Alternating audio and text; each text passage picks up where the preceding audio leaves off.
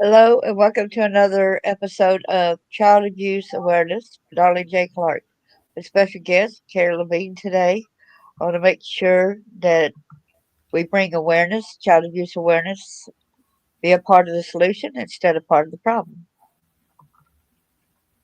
Banner, I always like to start off with a Bible verse or two. In Matthew 18, verse 6, but whoso shall offend one of these little ones which believe in me, it were better for him that a millstone were hanged about his neck, that he were drowned in the depth of the sea. Without further ado, let's get with Carol Levine. Hey, Carol, how are you doing today? Oh, I'm doing fine, thank you. I'm glad to be here. Do you see what's at the bottom of the screen? Our bucket list that says, "Hello, my sister and Carol." Mm, I see a bucket. Oh, yeah, it does say that. Hello, my sister and Carol. There you go. Yes, I see that. Now I see it. Yeah, so she's telling you hello. Do you want me to start telling my story now or what? I can't see this here. Well, well, you can go ahead and say hello to her if you want to, and Well, introduce your introduce yourself a little bit, and then start telling your story. okay, I'll certainly do that. My name is Carol Levine. I am a survivor of severe sexual abuse, physical, mental, emotional. I've had people tell me they don't know why I'm alive. I did try to take my life a couple times. Um, Figured I'd seen enough. I have a tremendous amount of humor. I don't know why. I'm glad I do. I know. It keeps me going. I swear to God. I see humor in a lot of things. And, but that's a good thing, not a bad thing. And I'm very happy to be here because I've been on the radio for 16 years now, different places. I've taught over at the universities and all kinds of stuff about child abuse, worked with professors, because people are going to become social workers and hopefully better than some that we've seen. Okay. Yeah, Um, amen to that. yes, yeah, I've seen enough of that too. I walked off from some jobs because they didn't know what they were talking about. And no one can walk in the shoes of a survivor unless they're a survivor. Okay, they don't understand. I don't care how much schooling you have. They sent me to school. They sent me to Princeton. Didn't want to go to Princeton. I was still having panic attacks, so I took a flask with me. And when it Oh came, boy. oh yeah, when it came to be my turn, remember when we were in grade school, you'd go around and you knew when your time was coming to get up and do, book reports, as we used to call them, not essays, book reports. And I go to the ladies' room, I go glug, glug, glug. And by the time she got to me, I was doing just fine. Okay. It took care of all my panic, all right. I was self-medicating. Survivors are people many times who do, self-medicate. I came from an alcoholic family. Um, there was a lot of violence, a lot of bloodshed.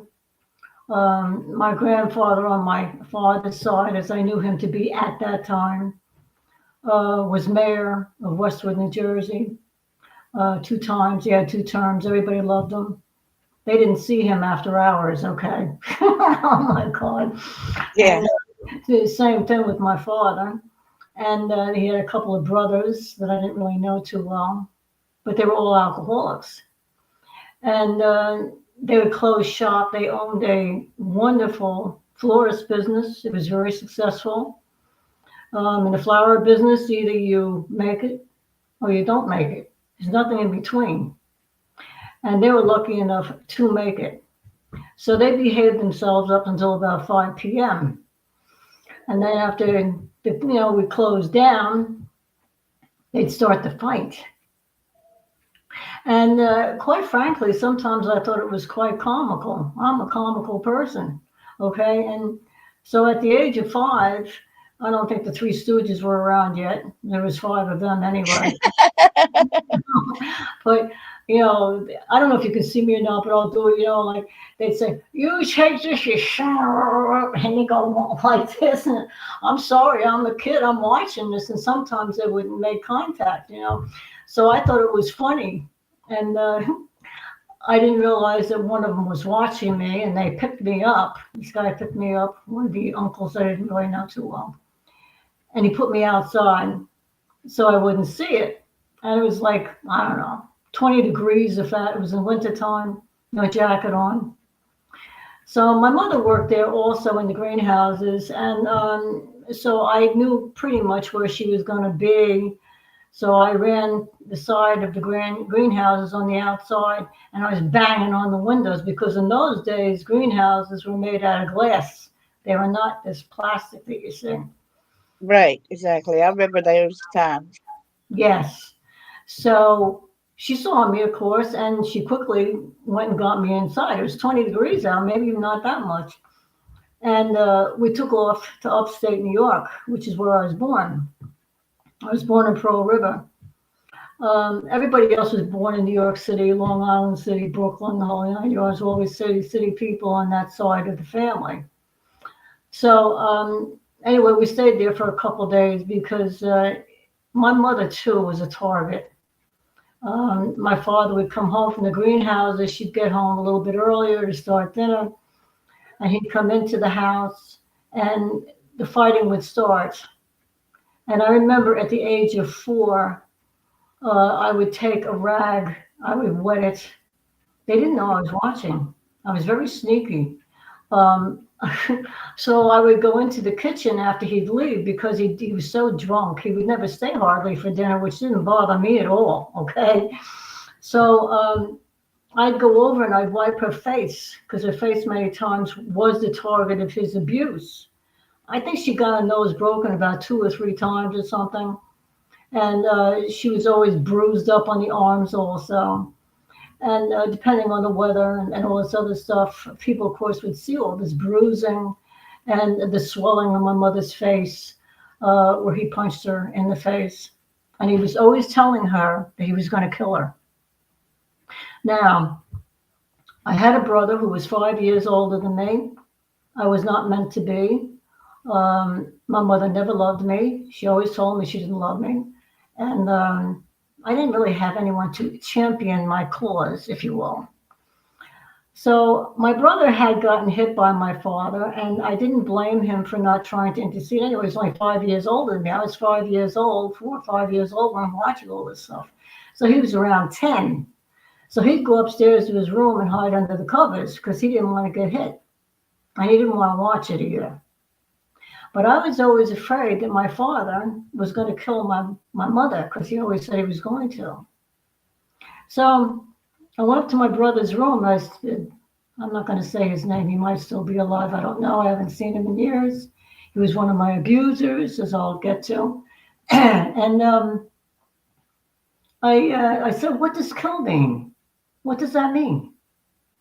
So he had a ladybug walking on his nightstand, and he smashed it. Bang! He said, "Kill, never to walk again, never to breathe again." I thought, wow, he's always telling her that he's going to kill her. So I went downstairs, and little girls like to play with pots and pans. They like to play with that. I did. And Yeah. yeah. And so anyway, I'd make mud pies outside. One time I tasted my mud pie. I'm like, you know, Oh, you oh know, no. you don't do that, no. So the pots and pans were just make believe then. So anyway, there was one pan that I did not want to play with because it was fun. It was heavy, and that of course was the black, frying pans, the steel ones, whatever they're made out Got of. like the iron. Yeah, the iron one. It's very heavy I and feel it like terrible. So anyway, this last particular day, and they broke up after this. After seeing many, many, many, many beatings, I never. There was no hope for that marriage. Okay, um, he got a hold of that pan. Now my mother at that point was sort of like sitting, laying on the floor in the kitchen. Kitchen is a very dangerous place. It's dangerous at home. It's dangerous in prisons where I used to work. That's where they'd have the food fights and all that thing was turned into everything else. So I saw him walking towards her with that heavy pan. And I thought about what my brother was saying to me, smash with the bug, with the ladybug, never to walk again. I had just turned 5 by that time. And I didn't know what to do. Okay, I really didn't know what to do. I was scared to death of this man who wouldn't be. He looked like a monster. I was told that he weighed 240 pounds later. My mother only weighed 95. Wow. Yeah. So when he would punch her, she'd go flying anyway. Uh, so anyway, I remember I stood in the hallway. Again, I had a good view of the kitchen. It was in front of me. And I saw him raise that pan up. My mother was on the floor. She was covering, there was blood dripping down her wrists and down her arms. He'd already hit her, punched her. And actually, that's my cat. Sorry. Yeah, I was thinking I heard a cat. I was thinking I might have to shut my door thinking that the cat was out here, but okay, that's your cat. That's good to know. I have 2 shelter cats. They're full of trauma too and drama. But anyway, so anyway, I knew that if he hit her with that pan, if he hit her, that would be the end of my mother. Right. So I screamed for the first time. I screamed. My mother used to think that I came down after he'd leave the house because when he was done beating her, he'd take off. Well, maybe 3, 4 hours and maybe not even come home. So on this particular day, I screamed and they knew that I was watching. And I yelled, "No, Daddy, no, no, Daddy, no." And he spun around and then he put the pan down. And my mother was still crouched over in the corner of the kitchen. She's scared to move, she's full of blood. And he walked down the hallway towards me. And not, my father had never hit me before. He hit my brother twice that I knew of, but he never hit me. On this particular day, he picked me up and he took me over to the staircase, which went upstairs, and he smashed me against the stairwell. And there was, of course, a banister there, and it had the spindles. And I remember how my back felt because he smashed me, like I said, against it. I didn't And cry. Gina, you got another listener too saying hello from Texas. You got a lot of support here. I That's know good. this is horrible, hearing, but it's very important that you get your message out there. You got a lot of people here that support you. You Well, I got a thank you. Facebook heart over there. Somebody gave you love, Louise Brecken. Well, that's nice. I appreciate that. My mission is in life is to get it out, let people hear it. I've done many presentations because of that. All right, so back to the story. Um, she smashed me against the stairwell, and my back. Oh, I think he almost broke my back, to be honest with you. And Oh, I was looking at his face, and he had this maniacal look on his face. And all of a sudden, he dropped me. He opened his hands, and he dropped me, and I fell to the floor like a rag doll. And he continued to walk past the stairwell, and he walked to the front door. And in city areas, Westwood wasn't that far from New York City. We lived in New York at times. I lived in Staten Island. But with the city houses, they had glass panels in the doors, many of them. So he smashed the door so hard, he slammed it so hard that glass went flying. It was flying everywhere. So I curled up into a ball on the floor because I didn't want to get hit by the glass. And I was very fortunate. The glass did not hit me.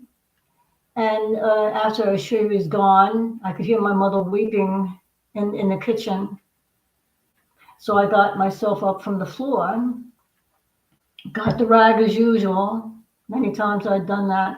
Again, she thought that I stayed up until it was over with. No, I was downstairs watching it all. And I went over to her with the rag, and I had wet it, and Started to help her wash her face and her arms. I was 5 years old. 5 years old is a child. 5 years old is supposed to be playing with dolls and having fun out in the street with their friends. His innocence. No matter how your mom treated you, you showed her more compassion than she ever showed you. That's correct. My mother hated me and she let me know it. At the age of 14, she told me we'd never be friends. She didn't take care That's of my. disgusting. It was a frightening life that I lived. So anyway, and I was made fun of in school, the things that kids go through who are not dressed properly. So anyway, on this particular day, though, she had made a decision, and that decision was that she was going to finally leave my father, and that was okay with me. All right, so um, he didn't come back that night.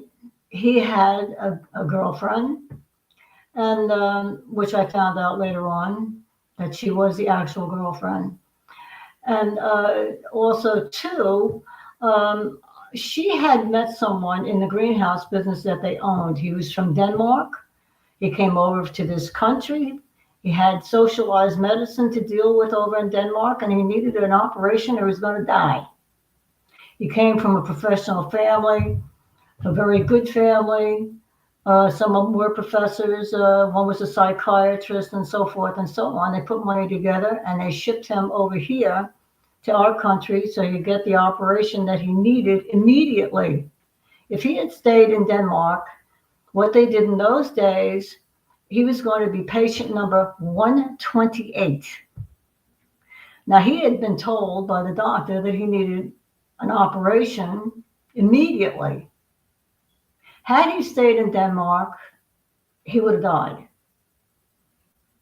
Now, he too I, was a. hold on, hold on, Carol. You got a question right here. It says, was this in the 60s or 70s? Oh, honey, I was born in 47. Okay. Okay, thank you. So we're talking about in the early 50s. So, yeah, it was pretty heavy. It was pretty heavy. In those days, whatever you married into, you stayed into. Divorce was never even heard of hardly. It wasn't acceptable to get divorced. And you've heard that old saying, well, you made your bed, you're going to sleep in it. Well, I'm going to tell you something. Had my mother stayed, she would have been hit sooner or later with that frying pan I was talking about, and she would have been dead. So anyway, I never held it against her for leaving this maniacal acting man. And so anyway, from that point on, my brother and I were split. He was to live with her parents, grandparents on that side. I didn't know them very well then. And he was the favorite. He was the prince. He had all kinds of clothing. You open up his closet, he had tons of shoes. He had, everything in fashion in those days. And honey, to tell you the truth, that's when they wore skirts that had poodles on them. Okay, you know, And strange, those poodle skirts, yes. strange clothing. I didn't want to wear those skirts with the poodles on it. I didn't care. So and then they had, of course, the strange looking saddle shoes and the bobby socks and all this other stuff. Strange way to dress. I'm so thankful that those styles did not come back. Many times they do, those didn't. So anyway, not that I know of. So anyway, going to school was a nightmare. I was made fun of constantly. I learned how to fight myself at a very early age.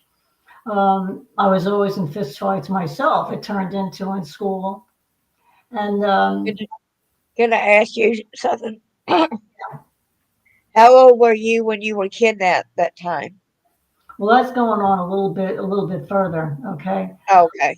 I need to get this part in because the sexual abuse starts at the age of 6. Oh, yes, yes. Yeah, it started at the age of 6.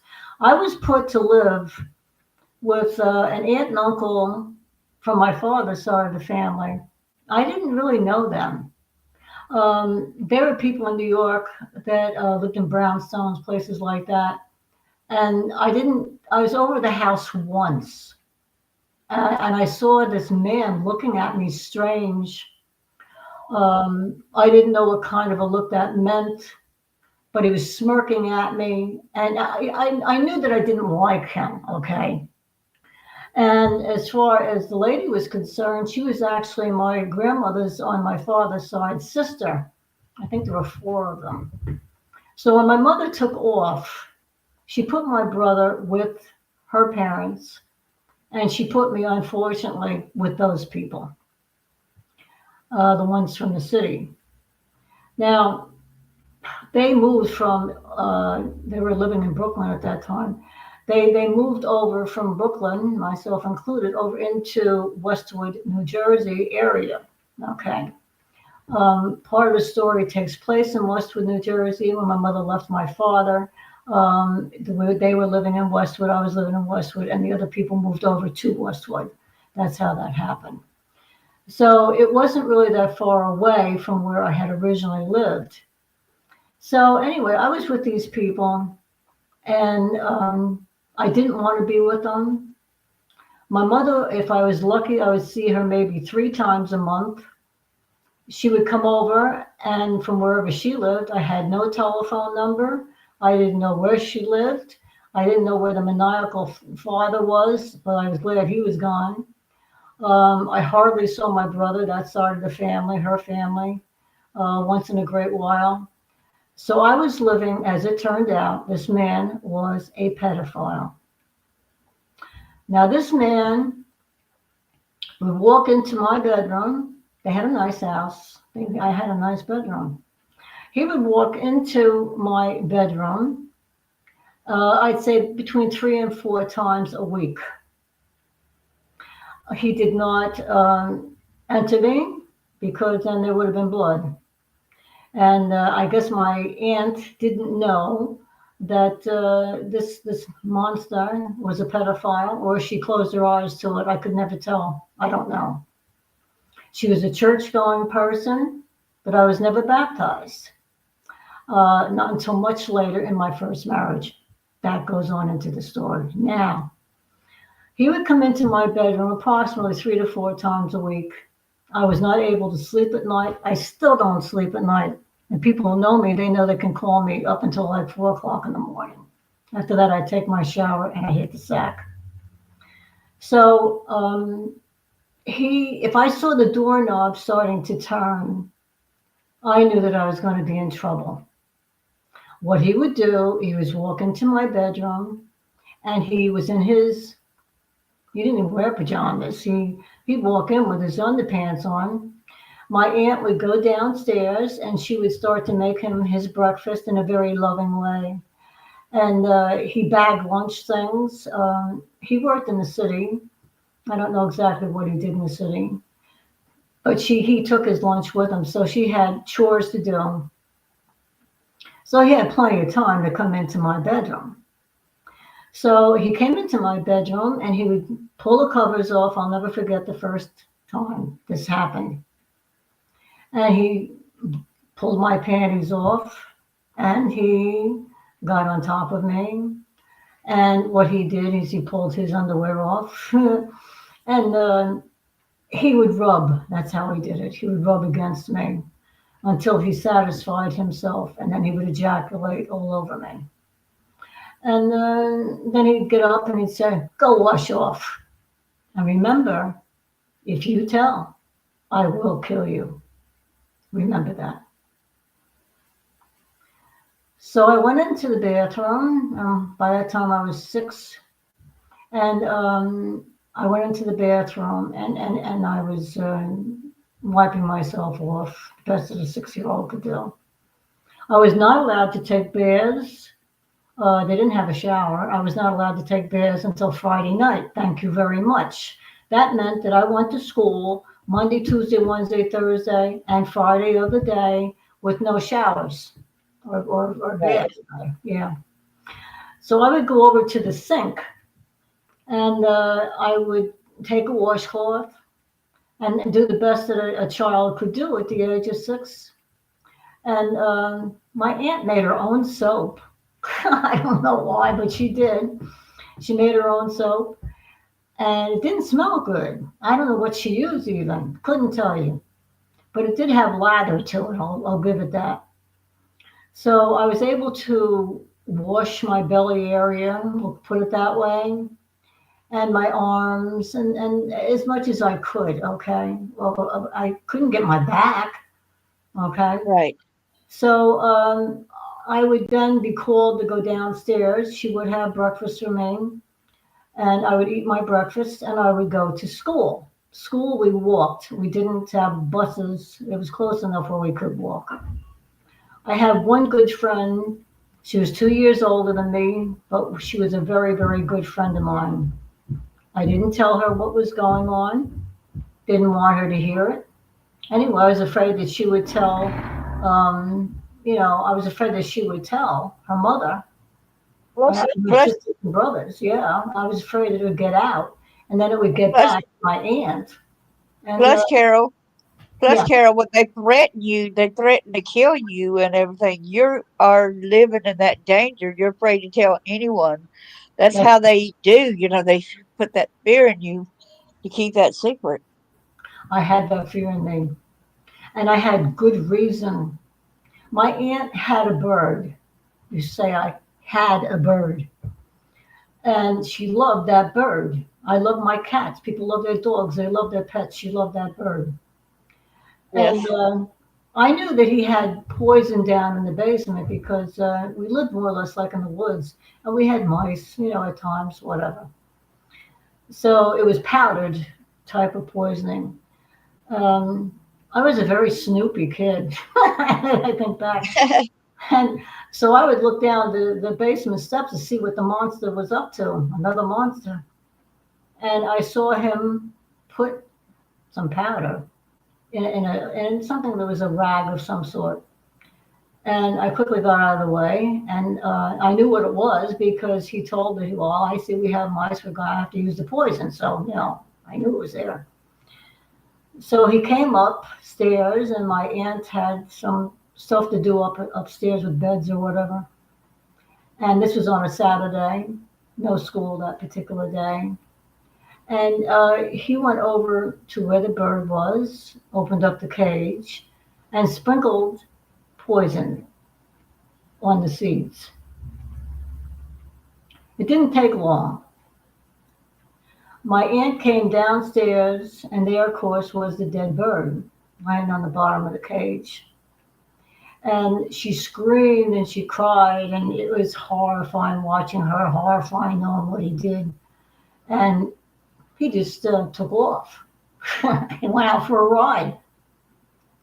He hated that bird.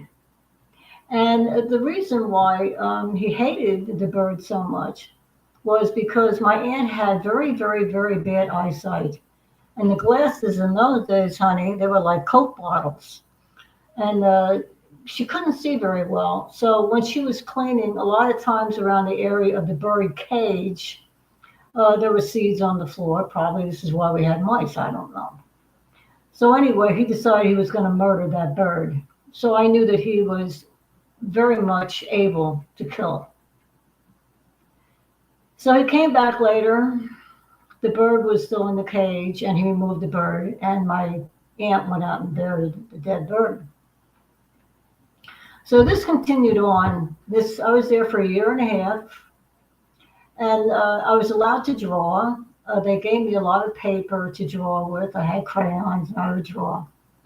And a lot of times, kids, even though they're in a hostile situation like that, a very, very, very, very bad hostile situation, um, they draw houses, and the people in the houses are family, and they're happy, and they're out in the yard with dogs or pussycats or whatever I felt like drawing. It was more like a mural. It was quite long. She kept giving me paper so I could keep drawing, and I did this in my bedroom. So every time the monster touched me, I would put a brown line about an inch long. Now, anyone looking at it would think that I was trying to draw a border or something to that, or a little fence or something. But what I did was every time he touched me, I was there 365 days plus half of another year. So I was there a long time. So I had a lot of little brown marks there that were about an inch long. And after a while, it looked like a fence or something. No one would ever know what I was doing. So I did have an aunt who lived in the city, who she remained in the city. She came out to visit. In fact, I had two aunts that remained in the city. One was a teacher. She taught high school. She stayed in the city. The other one did move up to Greenwood Lake. She had met one of my uncles. They got married. They had a pretty good marriage for some time, and then it went sour. But she would come to visit my aunt and me. So one day she took one look at me and she said, Carol, she said, I'm looking at you. You're much too skinny. Well, I was so skinny because I'd get a tablespoon of this and a tablespoon of that. And I wasn't allowed to have snacks and things like that. And I remember on Fridays years ago, especially on Fridays with the Catholic religion, my uncle, if you want to call him that, was Catholic. And he wouldn't eat meat because you weren't allowed to eat meat on Fridays. So he'd have a great big bowl of ice cream in front of him. That was his dinner. Vanilla, strawberry, chocolate. He'd have that in front of him. And he would sit there all happy, and I could never have ice cream. Never. On Saturdays, at times, I think it was probably around 3 times a month, my mother would come. So on Friday nights, I was allowed to take a bath. Because after all, they didn't want me looking dirty, did they? She was paying them to take care of me. Now, I was so upset with all the fighting going on in the school. I was starting to pull my hair out. So this aunt who came to visit, she said, Carol, you're skinny. You don't look very clean. Why are you pulling your hair so? And I thought to myself, well, by that time I was 6.5, almost 7. I thought to myself, I was 7. I said to myself, if you were living like me, you'd be pulling your hair out too. Something else, I don't know, whatever. So I didn't tell her, but she looked at me and she said, Carol, go ahead. I'll tell you that old lady O says, I forgot to say, hello, Carol. I'm Petal. You are so brave. Well, thank you so much. And we survivors, we're strong people. Yes, we are. We're survivors. So anyway, thank you for the hello. So anyway, she looked at me and she didn't like what she saw. So she left and she said, but before I leave, Carol, I want you to know that I am your friend. I am your friend. And you can tell me anything you want at any time. Now, you see, I had a really good friend, someone I could confide in all of a sudden. There was someone to champion my cause. Now, I didn't tell her that day. But a few weeks later, I had to build up the nerve, I guess. You had to, I think in a way you might had to build up, make sure that you could trust her. I listen, I'd seen too much. I'd seen more than what people had seen in a lifetime by the time I was 7 years Exactly. old, you know. So a few weeks went by, and my birthday came, and we had a big party. They put on a good show. You see, these people, they can present themselves well. My aunt was Right. feeding me, wasn't allowing me to take baths. I was so hungry. At times I'd sneak downstairs. I'd hear them. Their bedroom was across from mine. I hear them both snoring. So I would go downstairs and I would eat dog biscuits because that's one thing they didn't count. I didn't dare go to the refrigerator. I wasn't allowed to go into the closet. They had cookies all the time. I could probably count on 2 hands how many times I had cookies in that year and a half's time that I was there. So they had a dog. I loved the dog. It was a German Shepherd, beautiful dog, beautiful animal. So I would give the dog a bone. I'd take a bone, and the dog would eat the bone. I'd give the dog another bone. And I had a hard time getting the bone down because let me tell you something. It tasted like the mud pies that I used to. I don't know why dogs like these things. It tasted like the mud pies Yeah. I used to make when I was a kid. So I wasn't too Like happy. I know what you mean because I was hungry before, and I went to where um the uh, our person that we rented the land from, Yeah. rented the house from, he had some fish food, for the catfish and stuff for the pond. And I remember eating some of that at times, because I was so hungry, but I couldn't go in there and get nothing to eat. So I know what you mean on making do with what you can to get something in your stomach. Well, it stopped the growling, and then another thing for some reason that they didn't count. I don't know why. Was Coke bottles. Okay, they had little bottles of Coke, and so the dog bones were next to the bottles of Coke. So I would open up a bottle of Coke to wash down the dog bones. you know, I mean, I guess I could have gone and got water. That they wouldn't have been able to tell. But I was a kid. I liked soda, and they had a lot of Coke. So, and I think they had Coke removed by that time because at one time there was Coke in Coke, Coca-Cola. So that's something you can look up. You'll find that that was, Yes. yeah, Yeah, it had cocaine in it. yes, Yes. it did. Yes, it did. So anyway, um, I'm pretty sure they removed it by then. But anyway, then it was time for me to get the heck back upstairs because I didn't want to get caught. So I was very careful to make sure that the closet looked right and move a bottle of Coke over. I don't think they counted them though. And they didn't count the dog bones. So I snuck upstairs and I got back into bed. And I thought that I felt better because I would chew, chew, chew, chew, chew, to get that dog bone down. So it's not as if I was swallowing hunks of the dog bone. And the soda, and of course that always tasted good. So I was satisfied. My stomach would stop growling. So he came into my room, like I said, 3, 4 times a week, and I had to watch the doorknob turn. And I was always so terribly frightened of him, of course, who wouldn't be? And he would always say the same thing: if you tell, I will kill. So always remembering the bird that he killed and the past that had already come from and the fact of what he was doing. I knew it was wrong, but who am I going to tell? I was afraid of my aunt. I was afraid of her also because not allowing for me to bathe, having to fight in school.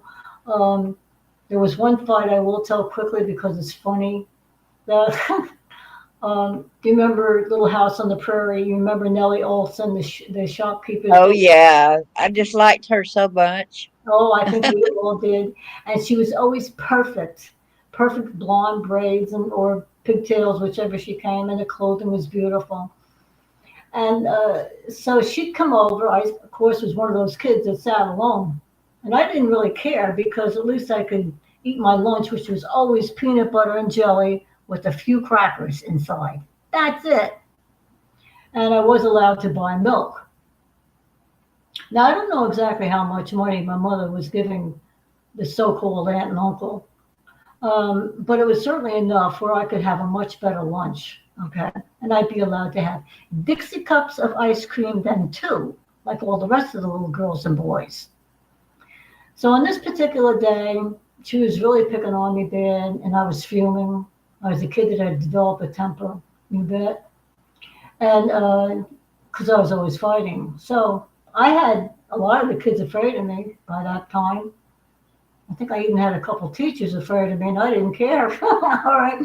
So anyway, she comes over and she sits down next to me, and she goes, "Now I'm going to mimic her because I'm very good at mimicking people." Poor Carol. She's holding a Dixie cup of ice cream. She's not going to have a cup of Dixie cup of ice cream today either. No, she's not going to have it today either. Well, something went in my brain. I felt it. And I got a hold of one of those beautiful blonde ponytails. I think she had pigtails that day. I got a hold of that pigtail and I started to pull. Oh yeah, I started to pull. I pulled as hard with two hands, mind you, as I could, and she started to scream like a maniac. Well, you can be sure I was hurting her. I was being hurt every single day by the kids in school, all right, and then by my uncle 3 or 4 times a week. I didn't care if I was hurting her. Then she has the nerve to make fun of me. Oh no, honey, I'd had enough. So I pulled and I pulled and I pulled, and blood was starting to fly. I was going to pull that ponytail out of her head, and I Wow. didn't. And I didn't care. So, of course, people were starting to run over. The teachers came flying over to me, and Carol, Carol, control yourself. And I'm thinking, oh yeah, take this. And I pulled again. Oh so, man. so they finally got me free of this girl, and her head was bleeding. And they took me into the office, and they called my mother. They had her number. I didn't realize that my mother was living in Staten Island. It took her a very, very long time to get to the school. I thought she was still in the greenhouses down the street. How do I know? Because all the families, Exactly. you know, lived close together and the greenhouses were nearby. So if you weren't in Westwood, you were in Woodcliff Lake or Hillsdale or Park Ridge. All those towns merged together on the New Jersey side. So anyway, I figured, well, she'll be here in about 15, maybe 20 minutes or whatever. And by that time, I was 7.5, I guess, about 7.5. And so she came to the school, and but it took her an hour and a half at least to get to the school. And I remember the school nurse was really angry. She was pacing back and forth. I says, "Where's your mother?" I said, "Well, how am I supposed to know?" I had a mouth on me then. So anyway, there wasn't anything I could do. It. I couldn't make her produce herself all of a sudden. How could I do that, right? So she comes walking in finally, and she has beautiful clothing on. I knew that they were beautiful clothing. She was wearing designer clothing of some sort.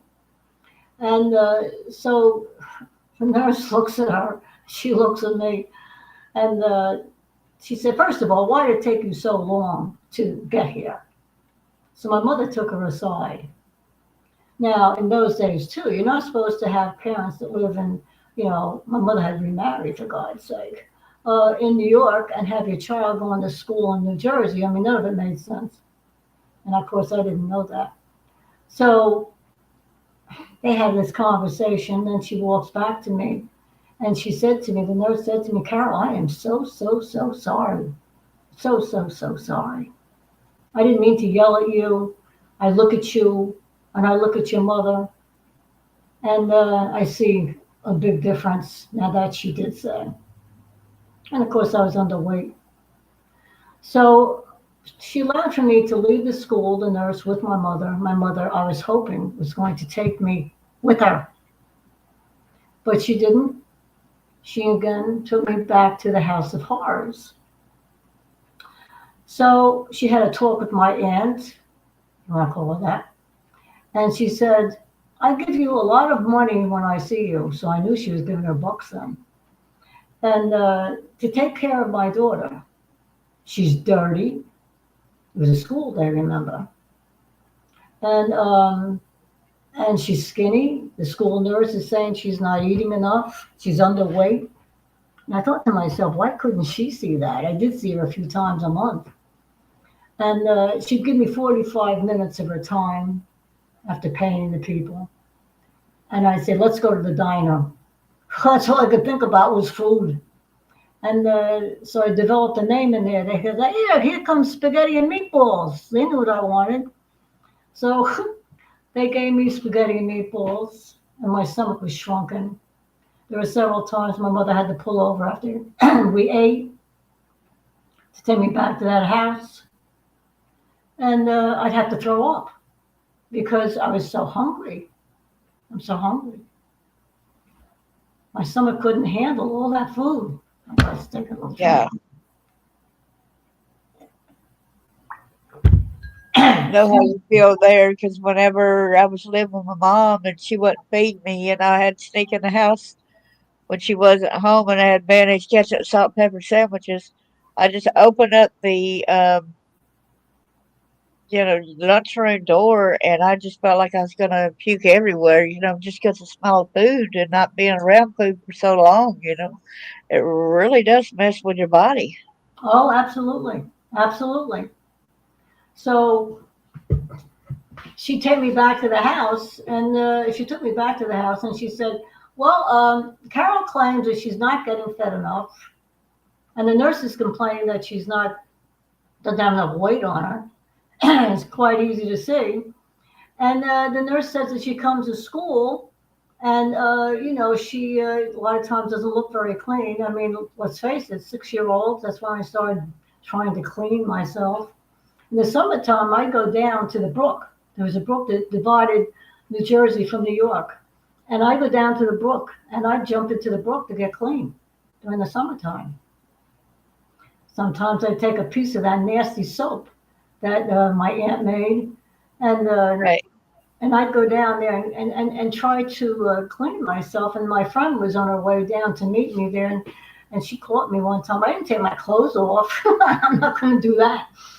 But she said to me, Carol, what are you doing? What are you doing? And I said, well, I got dirty, so I took a piece of soap and I'm just taking. It's warm out. It was in the summertime at that time.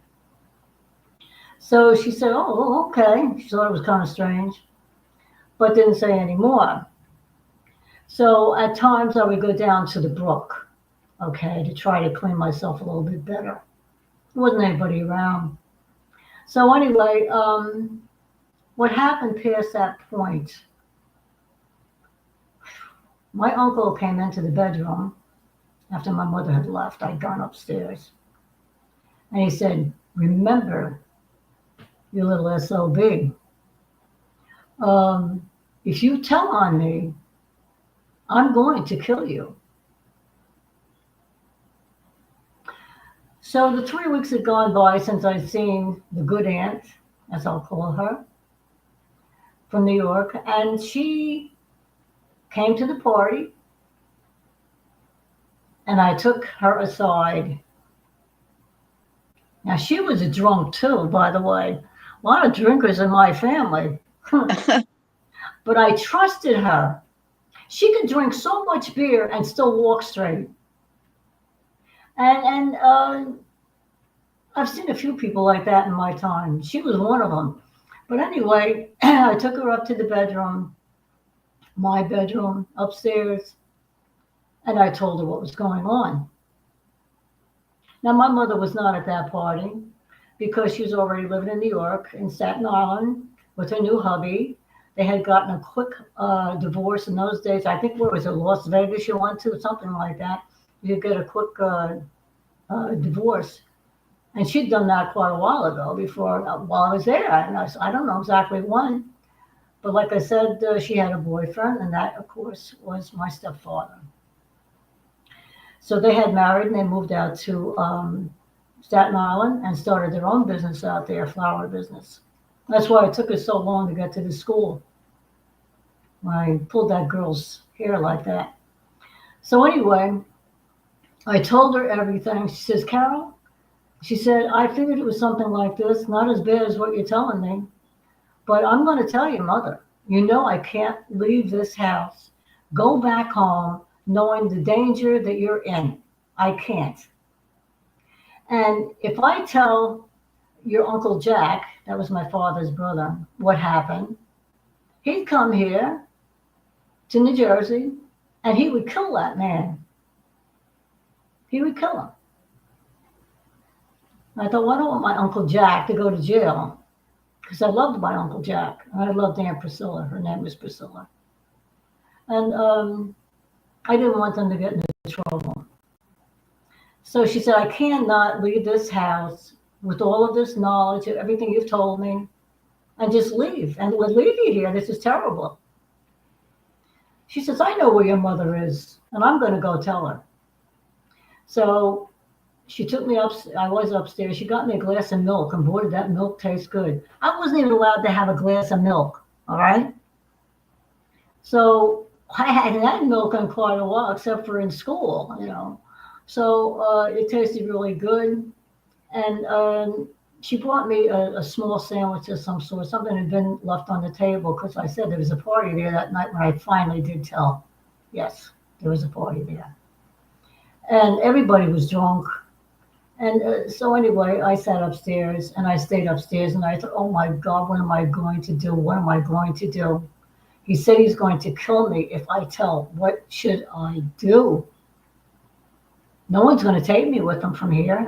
If they do drive, um, not all those people could walk straight. Okay, I knew better than to get in the car with any of them, and a lot of them just passed out on the floor.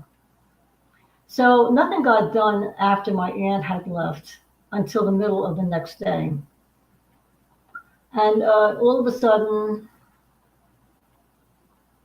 wow, my mother showed up. My uncle was gone. I don't know where he was. I think he was out riding around. I don't know. I couldn't tell you.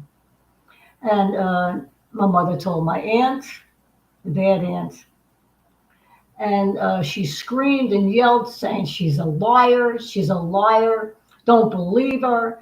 My husband would never do that. She's a liar. She's a liar. And my mother did say, my daughter is not a liar. And I paid you good money to take care of my daughter. Good money. And everyone was seeing how dirty she was, evidently, and also, too, how skinny she was. And look at her hair, pulling up my hair. What happened to her hair? I can't help it if she was pulling her hair out. Or why was she pulling her hair out?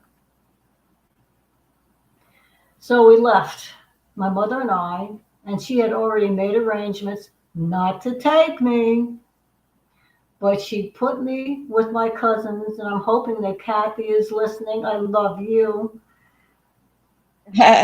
She was a good cousin, still is a good cousin. We're in touch with each other even to this day. And there was Diane and there was Karen. They had 3 children. And this was another uncle, her brother, this time, that I was going to live with. He said that I could. And he had married. They had 3 children.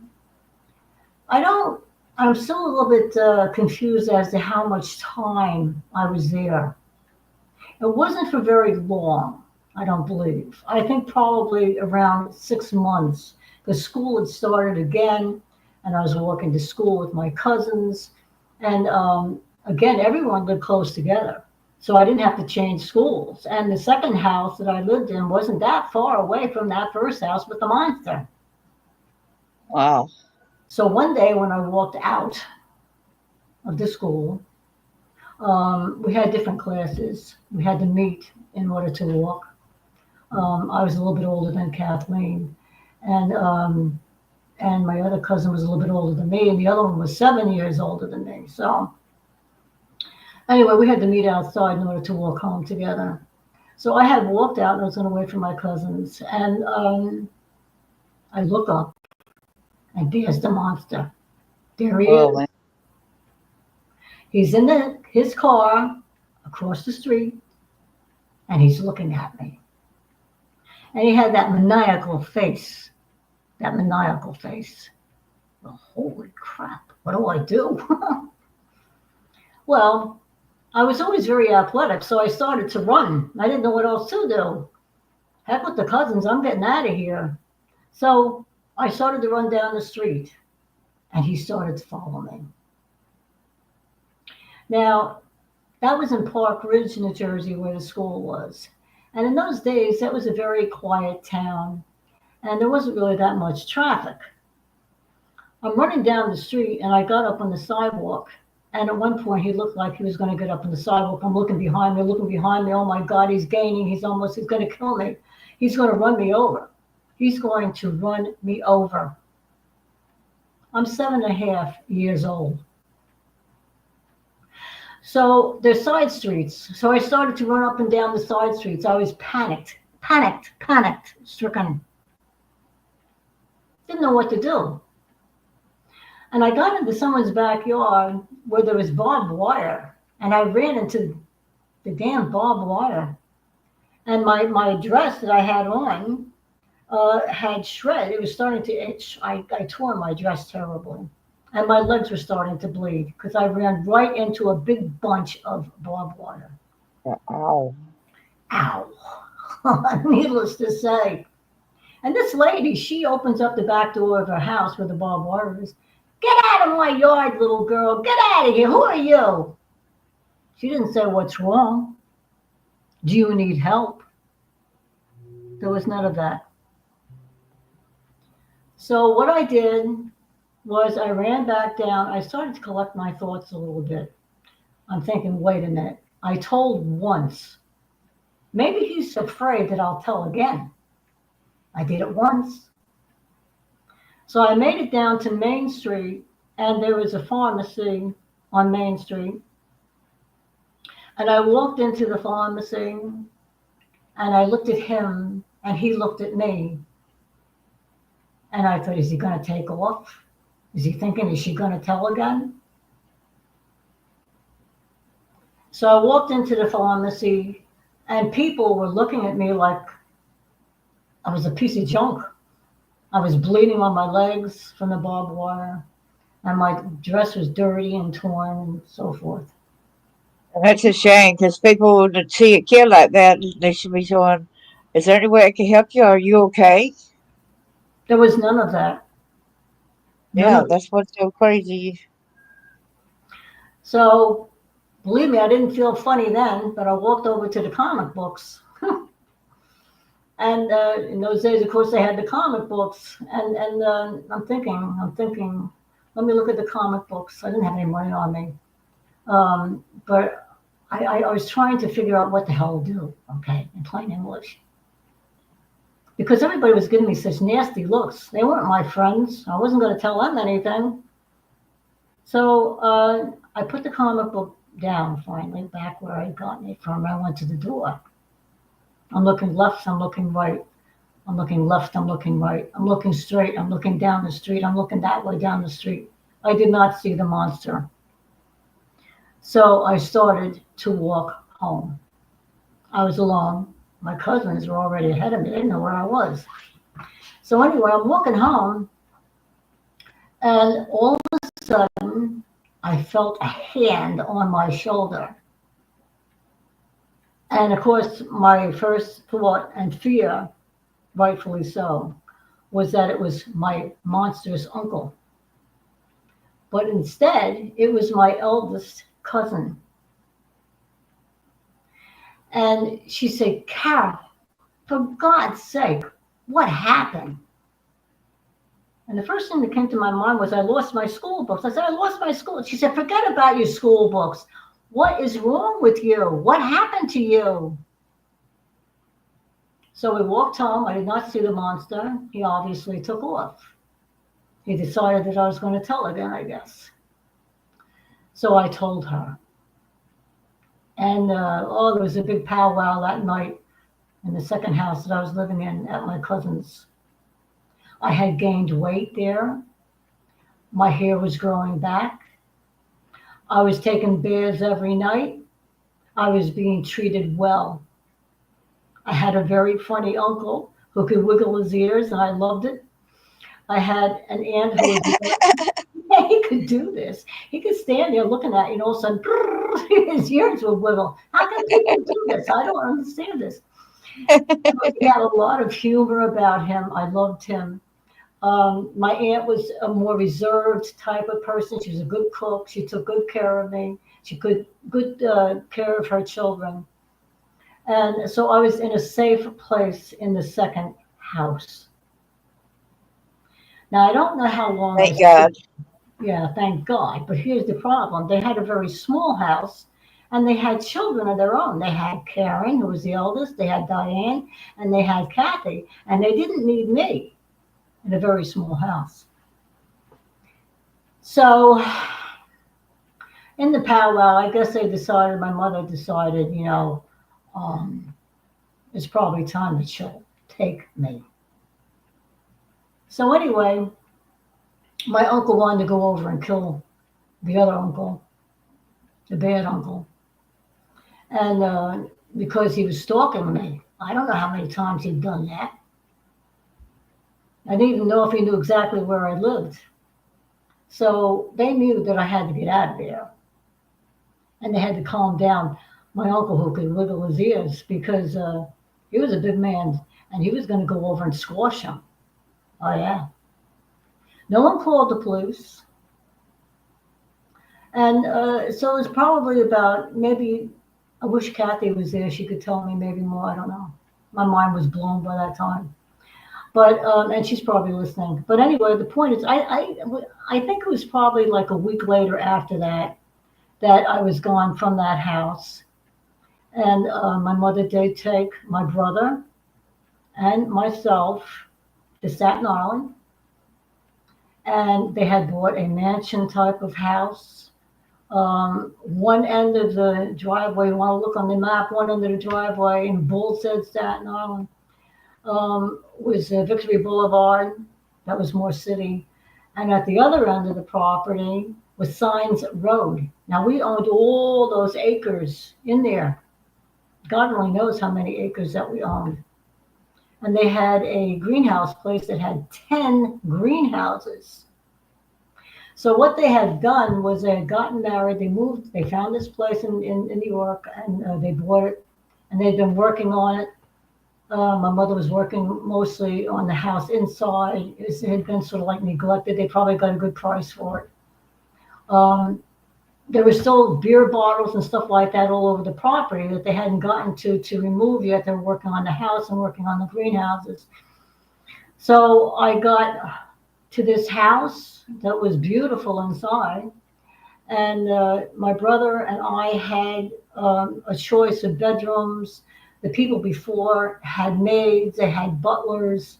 I don't know how many. I think there was 7, 8, maybe 10 bedrooms in that house, and it was a huge house. On top, Wow, huge. yeah, on top of the house, you could walk on top of the roof. There was railing that went all around, railing that went all around. It was a gorgeous, gorgeous place to be. They had a lot of work to do. So I was so happy to be away from the monsters. And my stepfather was a very shy, bashful man. And he didn't know what to do with me. He barely spoke to me. He was from Denmark, like I said. He came over to this country for that operation. That's how they met. And they fell in love and they moved out to Staten Island. That's what happened. Now, of course, I didn't know any of this stuff. My brother didn't know it either. My brother was hostile. He was a hostile type of person. And and I was always the clown. I was a clown back then. I don't know what I was laughing about, except for my uncle's ears. That would make me laugh. Good reason. But the point is, I was happy to be back with my mother and trying to get to know my stepfather. We were living there for a while. Went to school, PS 26 in Travis, and that was our school. A lot of the Brooklynites, they were moving into Travis. And unfortunately, the school wasn't big enough really to hold the amount of kids that were coming into this school. So they immediately started to build other schools. I had over 30 some odd kids in my classes. It was outrageous, all the amount of kids that were in that school. Did she treat you any better when she took you back to No, Staten Island? no. My I'm mother sorry. was never my mother. Okay. I found out years later at the age of 60, 60, my mother had passed away, that my stepfather, I wanted to stay with him. I thought, well, they did have a very good marriage. They did. And they got along famously. They worked very well side by side. And he told me that my mother had gotten raped. I said, no, you're mixed up. I figured I'm 60, he's almost 80. Maybe he's gotten, I didn't know that my mother had gotten raped, right? So Right. anyway, all of a sudden, ding dong, a little light bulb goes off in my head. I'm thinking, wait a minute. I was told at the age of 14 by my father's mother, my grandmother, as I knew her to be at that time, uh, that I was not one of them. That was hint number one. Hint number two was I overheard conversations because I'm a snoopy kid. I always wanted to hear what the adults were saying.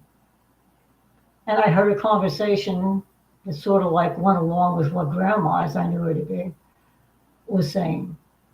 So the families knew that I wasn't one of them. I was the raped kid. Uh, in those days, you didn't get abortions or any of that other stuff. In fact, they They were refused. kin to you, but they were kin to your mother, right?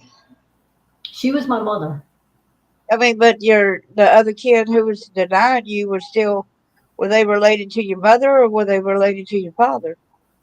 my father, and my mother. My brother was my father's son, as I knew him to be. You have to understand. Right. So that means an ancestry. I took ancestry. My daughter sent away for ancestry for me. I am French, German, Italian, and Swiss. Those people don't have that in them. Okay, they had they had German. Okay, but there was a little French on my what I called her as my grandmother. She made me feel like I was her granddaughter. I appreciate that. My father, and he wasn't my father. I found this out later, but his mother treated me like a granddaughter, and I liked that. Yes. And I It's not always, your fault, what it ever with your mother being raped and for you to be singled out and treated that way, I was always single. outcast just because of it. I was the outcast. My mother and my stepfather and my brother, who was still living home, remember he was 5 years older than me. They would go on vacations together and leave me home to take care of the dog. Well, Well, when I was a teenager, honey, I got even. Oh, yes, I did. I had my own parties, all right? If they're going to be gone for 3 days. So I'd take a day and I'd have everybody over. I had a lot of friends. Everybody thought I was funny. I'm a funny person. I don't know why. I'm happy I am, though. And I would have a lot of friends. And I only went through a short period of time when I was in the school where I almost killed that girl pulling her hair out like that, where I didn't have friends. It was just during that time. After that, I had tons of friends. Okay, I was very lucky that way. Even in high school, and of course, I always hung out with the Misfits.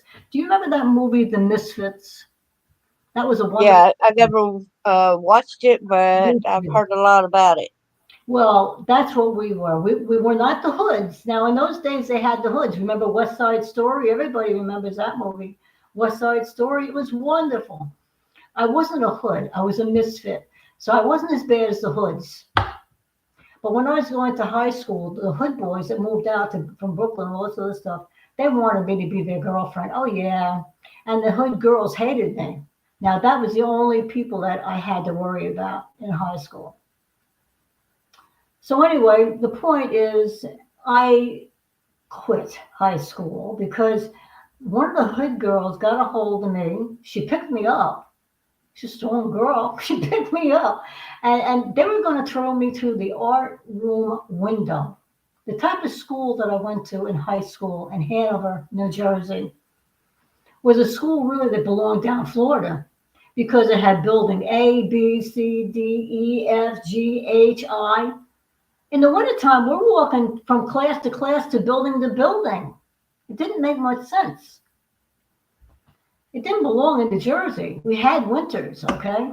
So anyway, I was going to be thrown through the art room window, and I was on my way going through the art room window when Mr. Braun, who was a teacher, he came running. He said, "Carol, get the class! Carol, get the class! Get out of here!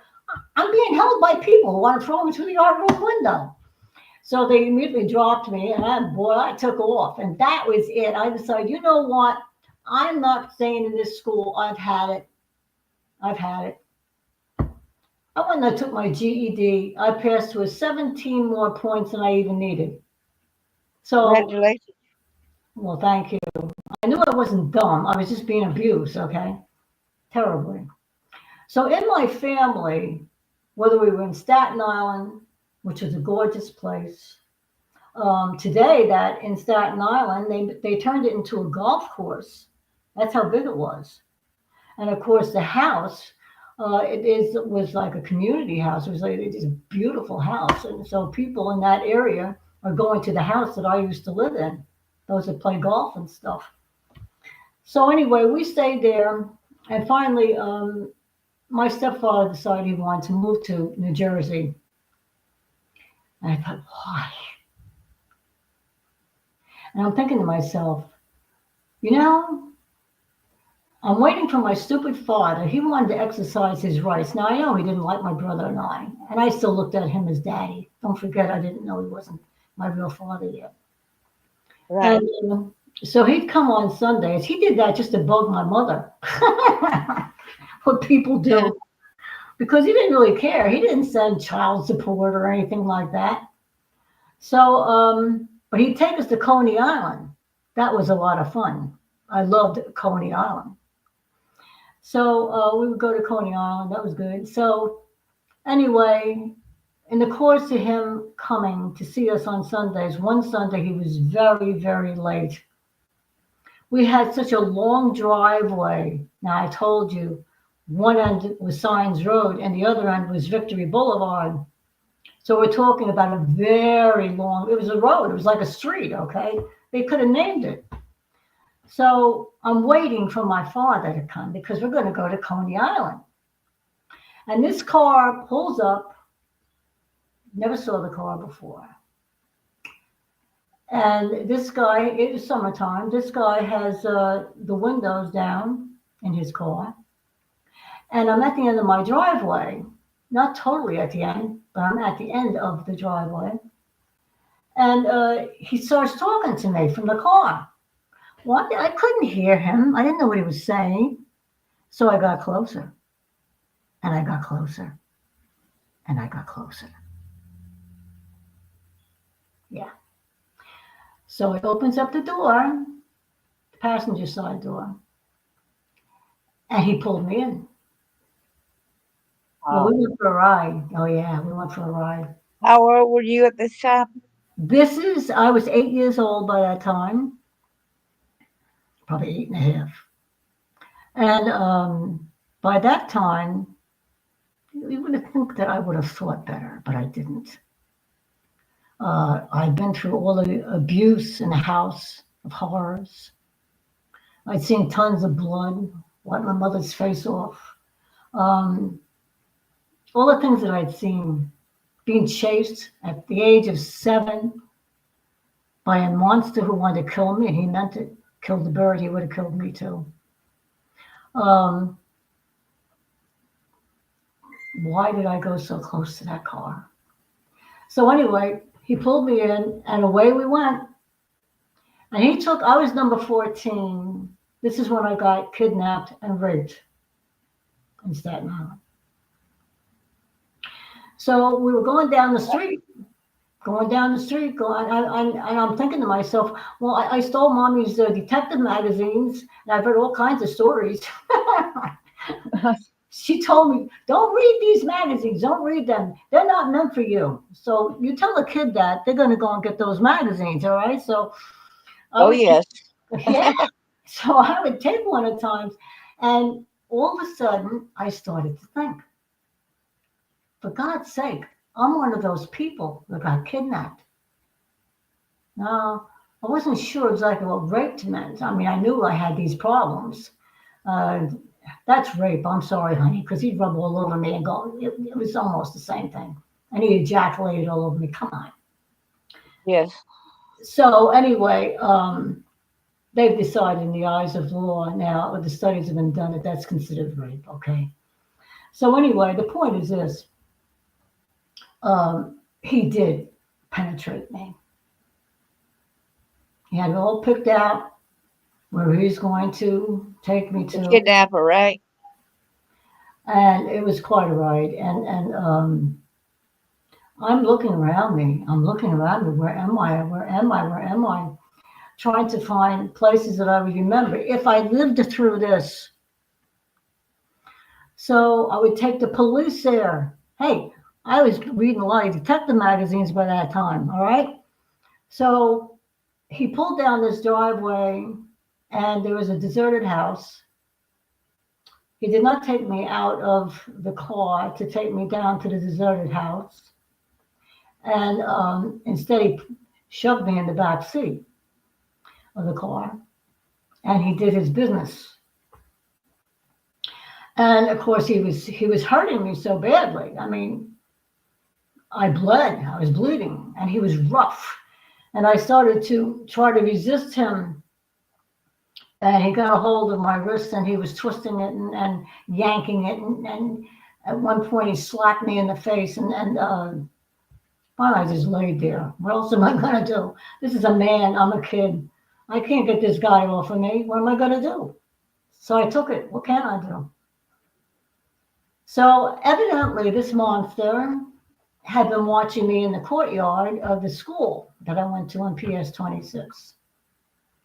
And he knew, and in those days, Darlene, you were allowed to leave the courtyard. Now, my mother always gave me more money than I needed. I didn't take bag lunches anymore. I could buy lunch.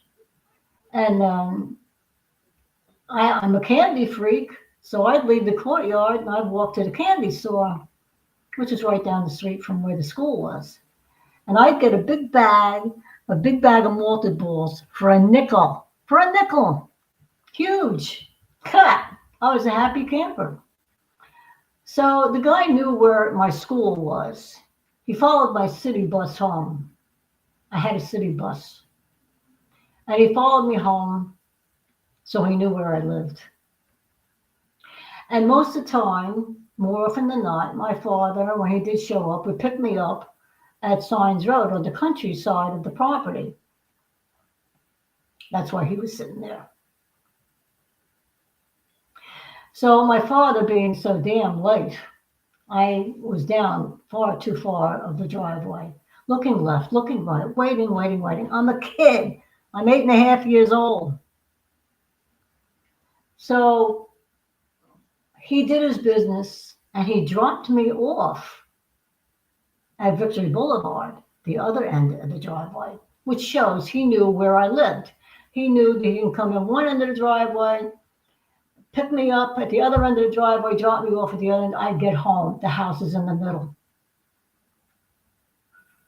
So I'm trying to walk Victory Boulevard to my driveway. It was close by. And as I'm walking, I'm full of blood. And I'm walking down the driveway. And I get to where the house is, and there are police there. They called the cops. Yay! They called the cops. Yes, they did. My father was there, and he came alone. He didn't come with his new wife. He came alone this time. And so anyway, the police took one look at me, and they go, "Oh my God." And so my mother grabbed a hold of me, and she took me a little ways away from where the cars were parked there in the driveway. And I told her what happened, and she pulled my panties down. I had a dress on. And of course, I was full of blood, and she said, "He's not going to get away with it. He's not going to get away with it. That pig, he's not going to get away with it." Now, Praise God. that's the only time she showed she cared about me. All right. Right. So anyway, we get over by where the cops are, and in those days, they should have taken me to the hospital. No one took me to the hospital, and the cops didn't say anything about the hospital either. Wow. So my stupid father, the one with the maniacal face too, okay, my brother had the same thing. He knew how to make that maniacal face. The father's son. So anyway, he said to me, and I didn't understand what he was talking about. He said to me, "What'd you do? Did you lure that poor man? Did you Oh lure my him?" goodness. Well, the cops got so mad at him. And I'm thinking to myself, lure, I don't know what that word is. I don't know what it means. So one of the cops got a hold of him. He took his cuffs off of his belt, and he handcuffed my father to the steering wheel of his car. And he said, in all the years that I've been a police officer, I have never, ever, ever seen anything like this. So, you know, I'm standing there for a while, handcuffed to the steering wheel. My mother says to me to go into the house and take a shower and put clean clothes on. Oh, So, Lord. well, they didn't know things in those days. They didn't know about DNA, the DNA and stuff like that. So I'm not 22 anymore. So anyway, it's a long time ago. Those of you who know me know that I'm 77. Yes, I am. And I'm very thankful that I made it to be 77. And you are an amazing person, an amazing friend. I call you Big Sis, don't I? Well, I thank you for that. I was born May 19th, 1947. That's when I was born. So anyway, when I finished my shower, I came out and of the house, and of course I was very, very sore, needless to say, and I had paper there because I was bleeding. I didn't know what to do. So anyway, I took toilet paper and I put it in my panties. So I walked out of the house, and then they uncuffed my father. And they said, we should be taking you in the way you treated your daughter. Well, they got a hold of CPS. They got a hold of CPS. Of course, we didn't know that at the time. So anyway, he took off. Cops took off. I gave him a full description. I was with him long enough to give him a good description of this man. I knew that the car was a Plymouth because in those days they wrote it on the dashboard. I knew it was a Plymouth. I knew it was a Yeah. blue Plymouth, and I knew that it was a new car, and because the Monster had a car similar to it, and it was brand new. So, and it had plaid seat covers, and I knew that the guy that had kidnapped and raped me had on plaid shirt, almost looked like the seat covers, which made me giggle a little bit. Me and my humor. Wow. So anyway, I noticed too that he wore this beautiful pinky ring. Do you notice how many rings I wear? You can see me. No, we Um, can't see you. oh, you can't see me? Well, you can see me if you want. I don't care. I have my face on. I don't care. Yeah, So, you'll have to accept the camera thing to be able to do that. no, don't worry about it. You can hear me. That's enough. So Yeah. anyway, so anyway, I couldn't help but look at this ring because it was a man's ring. It was on his pinky. It was heavy, heavy, heavy gold, and it had so many diamonds in it. And the diamonds, they were as the sun. It was a very sunny day. It was hitting this diamond ring, and it's flashing all over. It's flashing all over the dashboard, and that sort of like I was like taken by it. So he said to me before the act was done, right before we went to the house, he was going to almost kill me. He said to me, little girl, if you treat men very, very well, if you treat them nice, someday you'll have rings like this. Yes, you will. Oh man. So anyway, I thought to myself, what the heck is he talking about? Treating guys nice. What am I in for? And of course, that's when he raped me. So anyway, okay. So about a week and a half went by. I stayed home. School had just started. It was very at the very end of the summer, and school had started. And I walked into the school. I took 2 days off. It had already started. And in those days, they put everything in the newspaper: names, addresses, you name it, ages, so forth. Even you being a kid, they put your name and age. Everything. Wow. So I walked into the school. My mother did make my brother go with me. By that time, he was in and out of that school. I don't know what the heck there was going on because one school had already been half finished before I started going there. So maybe they finished it. It must be for the older kids because there was just so many kids. They didn't know what to do with them. Everybody was moving from Brooklyn into Staten Island. So anyway, he walked with me into the school. And there was a whole bunch of nasty kids. Every school has good kids, they have medium acting kids, and then they have nasty kids. And they were standing there looking at me, snickering at me.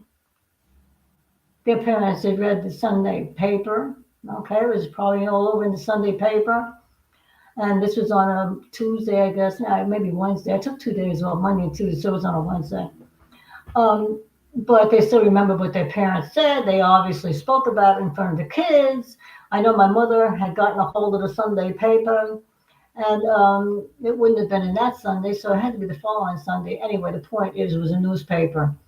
And of course, everything was in there about what happened to me.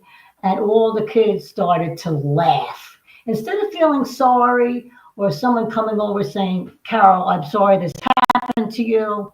No, these kids, they started to circle me and started to laugh at me.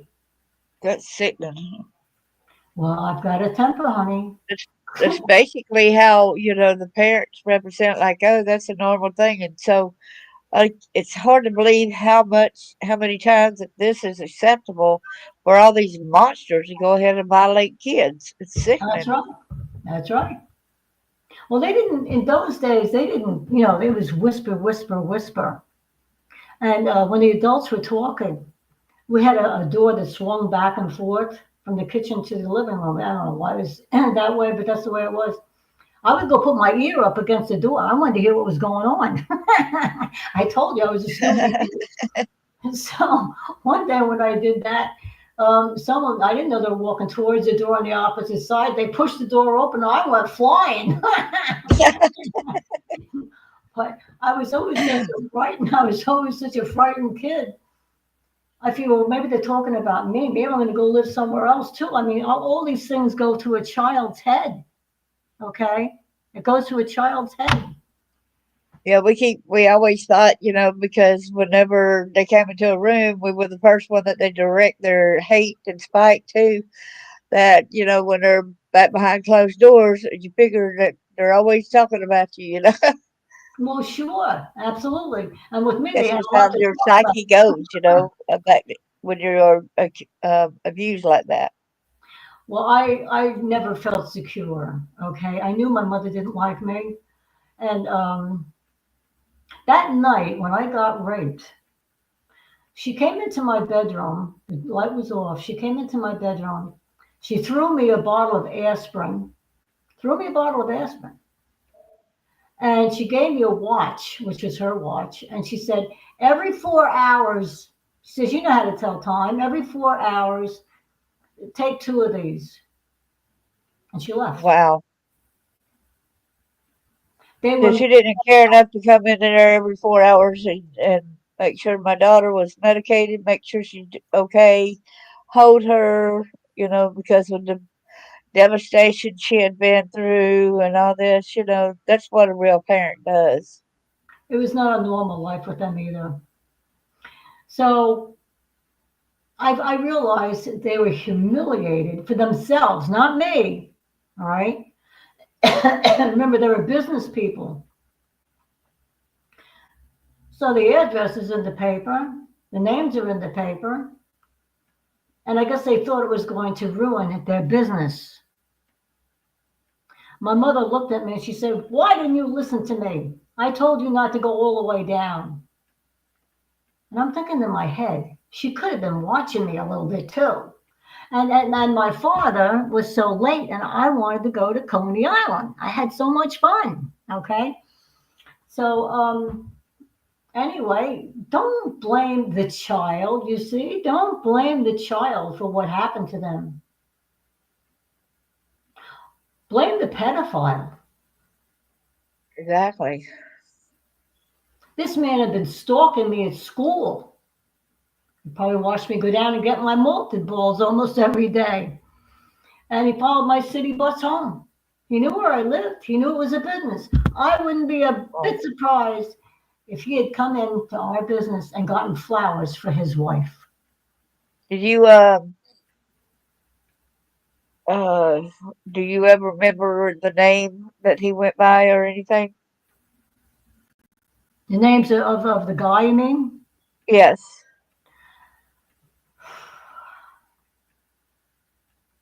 I do. I remember his last name as being Stein, or I don't want to say it on air because that's not smart. Okay, Yeah. that's not smart. He has kids, he has relatives. I'm sure he's dead, and I don't believe he made it to heaven because I do Oh believe in no. hell. Yes. So anyway, this jerk uh, was watching me evidently for a while. I was one of 14.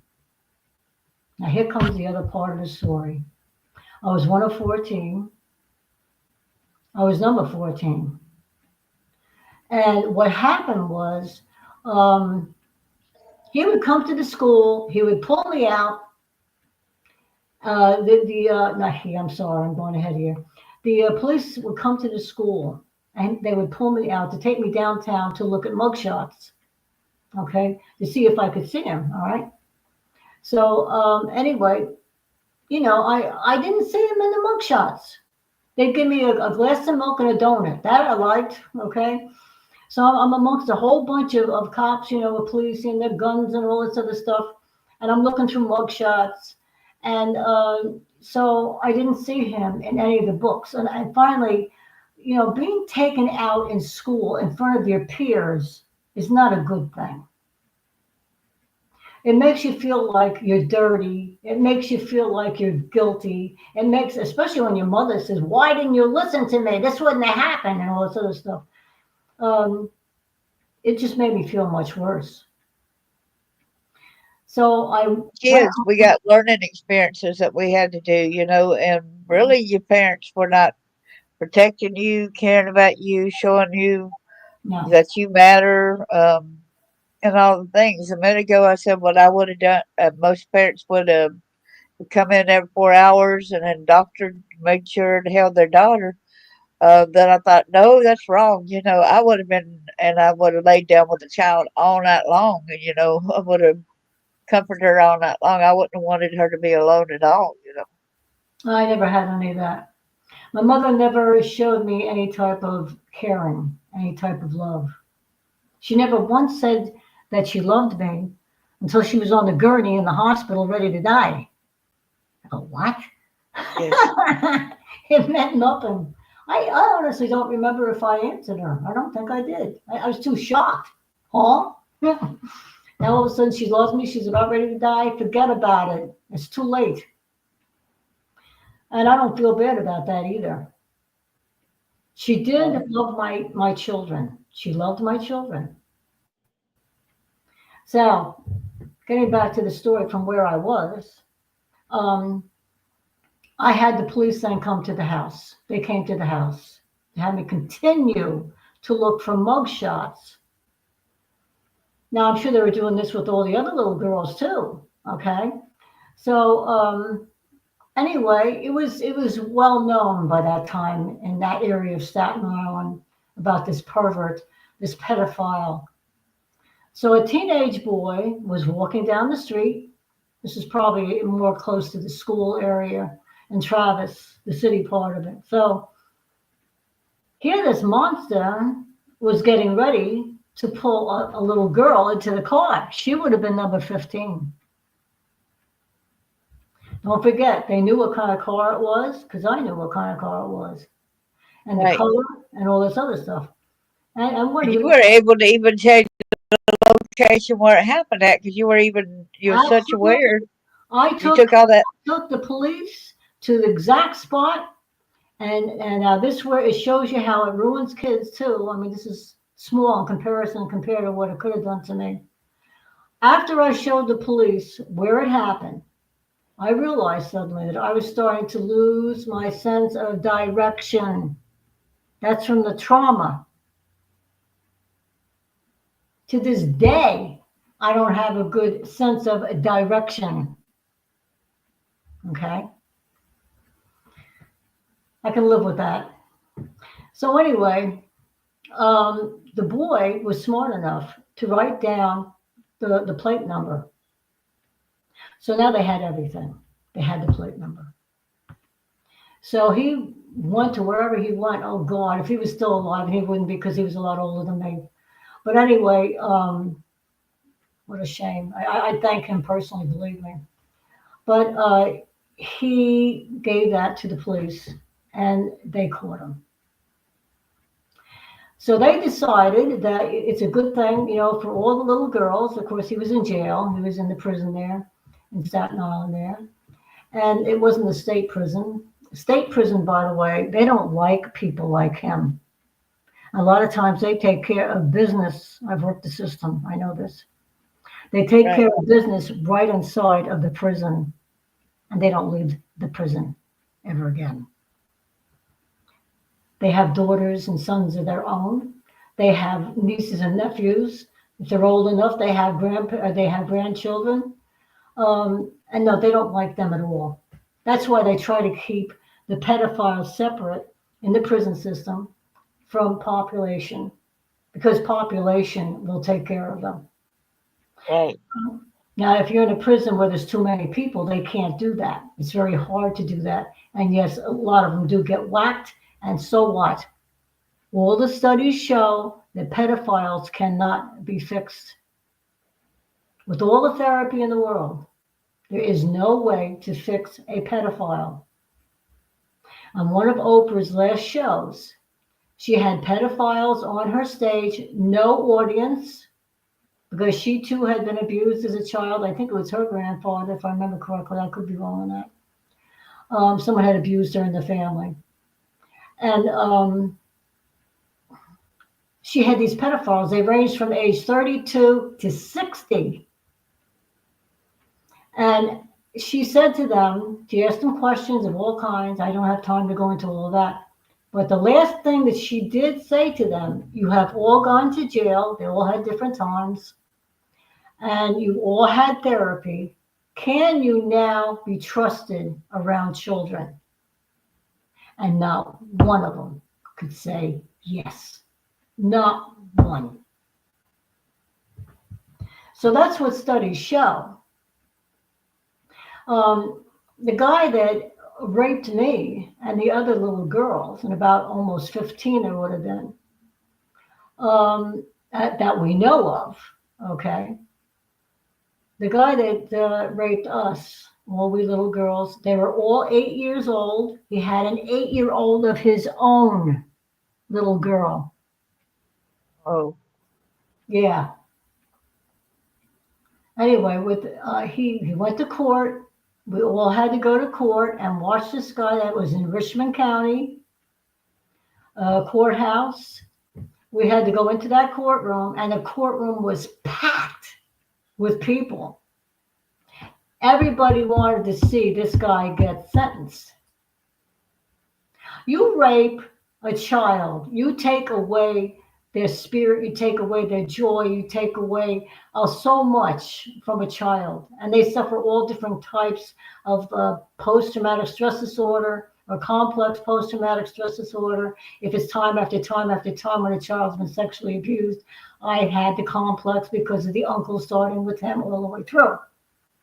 I also had a sibling who couldn't keep his hands off of me, and he started to touch me at the age of 9.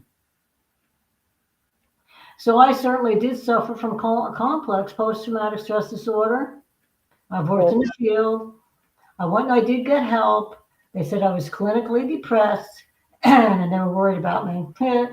I did try to commit suicide at the age of 17. Yes, I did. I cut my wrist right on the, and my mother was standing beside me, and she said, do it and do it right. And my stepfather was on the other side. He said, yeah, yeah. And that's how I was brought up. Wow. Now, the man who got sentenced in jail that we were supposed to watch, the 14 of us, he only got 3 years. 3 years and 14 kids. 3 years. And the bad thing about it is there's some that did not even go forward. I'm standing there. One little girl peed her pants. And I'm standing there and I'm thinking to myself, I'm 8 years old. And when he gets out, I'll be 11, 8, 9, 10, 11. And he knows where I live. He knows where I live.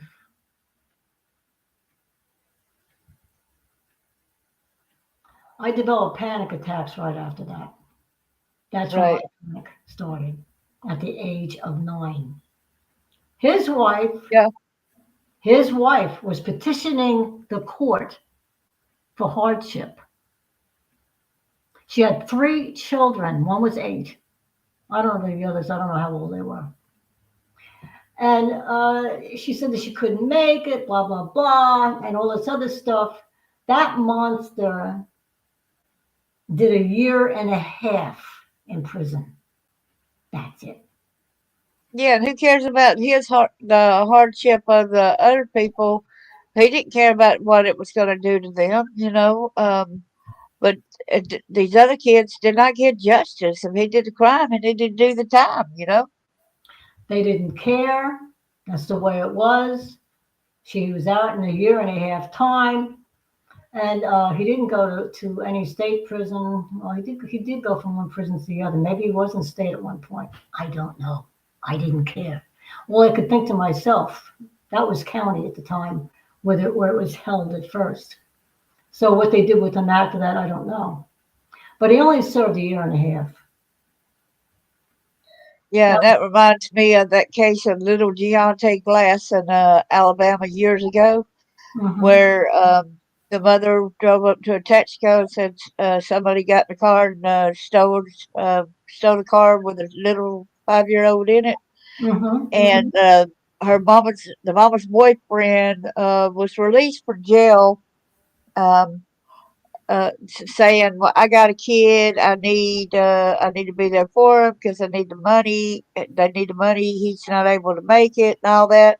Let him Yep. out of jail, and then guess what? Then he ended up with this lady, and she had her own kids, and one of them was Deontay Glass. What had happened was the mother had intentionally drove the car up there with his dead body being in the car. The boyfriend had beat him when he came home from school for having a bad report card, killed Right. him. Right. And so they let these perpetrators out of jail. Then, oh, so you can take care of family. You got the hardship. Look at the expense. What happened? Deontay Glass no longer is alive. Well, I don't And know then what the he's answer five or is. 6 year old kid, you know? I think that one time they in the old days, I mean the old days, okay, they hung people, okay. Now, Yes, when people, I'm talking like in the 1800s, 1700s, who the heck knows, but they used to hang people. If someone was abusive to a kid and almost killed kids or whatever the case might be, he might get hung or she. See, they don't talk enough. With the pedophiles, only 9% are pedophiles. And that's just the way it is. I have all the stats. Now, I just want to read this really quick. 34% of abusers are the family members. 34%. wow, 59% are acquaintances, people that know the family. And approximately 7% to 10%, they're not sure on that number, 7 to 10% are strangers. So you see, a lot of this happens when I speak about the sibling who was a bad boy, okay? Um, that's in my family, okay? My father was not, I don't believe my father because of what my stepfather told me, because of what my grandmother said to me, and because of ancestry. That's 3 sources. right. And ancestry, I don't have the same things in me as they do, right? And I talk with my hands a lot. I don't know. They don't do that. So anyway, I so do that myself. Maybe you're some way related to me, girl. whatever. So I was trying to get one stat that I wanted, but I can't because it didn't have it. You see, what they do with the stats, a lot of times when you look even under the national stats, they're not updated the way that they should be. And to get the most current stats. Now that was I have one here um, from 524. Now this, of course, is current. Um, yeah. In the United States, 524, this is May 24th, okay, in the United States, perpetrators of the abusers are more likely to be the parents of the child rather than a non-parent. And then the WHO says they agree with that. That's the World Health Organization. Um, 2 years ago in 22, children who were killed, okay, by pedophiles. In 2022, maltreatment, there was 1,955 in our country. That's current. that they found because there's a lot of missing kids who could be dead and we're not knowing yet. I know. I know. It's just, it's so, so, so awful. And the 4-year-olds, many times, um, you can abuse a child, you can abuse an infant just by rubbing against them. Ugh, okay. I don't want to get too graphic here, so I'm not going to. Some of those deaths were from children who had been sexually abused. In fact, quite a few of them were from sexual abuse. And the 4-year-olds are very popular because I looked how many children are abused in the United States that are under the age of 6, since my actual sexual abuse started at the age of 6. They wouldn't give me an exact number. I went from one organization to another, to another, to another. But there is a large percent. The 4-year-olds are in trouble. Okay, they Yeah, do. it's like with me. That's when that state trooper, Alabama state trooper, told me, he remembered me, and then I asked him how was I when it began or whatever with the child pornography that his father did, and he was a part of too. That's Uh, right. and he enjoyed doing it. He said you were ages 4 to 11, and that fit in because when I was 11, I went to live with my mom in Florida. So it's like all these ages, it all fits in, like 4 year old. Yeah, I mean, it can start. It can start at infants. Yeah, I yeah. don't My want to get too. daddy, like my sister, said some things that dad did to me, and I wasn't aware of. And then the first time, like my mother told me, I was 2 years old that I remembered. That don't mean it didn't happen at a prior time. I was already groomed. I already knew that I had to lay there. I knew I better not fight. I better not cry. I had no right to anything. I had to just lay there and take the pain as it was being inflicted upon me. That's right. So I was already knew all that. So it's like if I see this at age 2, and so I'm wondering, with remembering that, did it even happen at any earlier age with just like my daddy or something like that? You know what I'm saying? Or with a cousin or an uncle or something. For I me to know. already know that I got to lay there and not cry or move, just like my mama told me, you better not because he gave her money to do this. They're sick and sadistic people out there. And we The, don't tell our stories for sympathy or anything. We tell it because this happens too much to our children. well, that's the point. That's even the point here. I don't know which one I was in. I have so many different type of organizations that I work with to get stats, but because people do not tell, okay, the reports of sexual abuse are kind of hard to be totally on target because 45% don't tell for at least 5 years. 45%. And see, And, I was never told, and then until I became an adult because I had it all blacked out. Had a there's brick, some, brick yeah, wall right here. some never tell. And then, but I will say this, foster children are 10 times more likely to be abused. And that's in Yeah, foster care.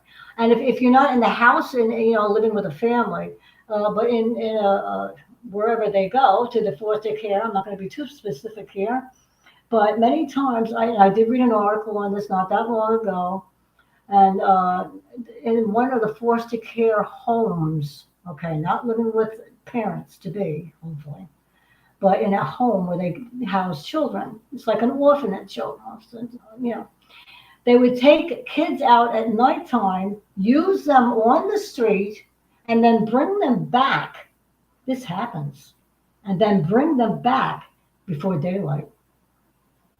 Yeah. Now that's in foster care. So foster care is not a very good thing. I mean, there were several different states that they knew that that was definitely going on. And then those who There, are there, challenged also. now Yeah. there are some people that with foster care who are good. I got a neighbor who is excellent.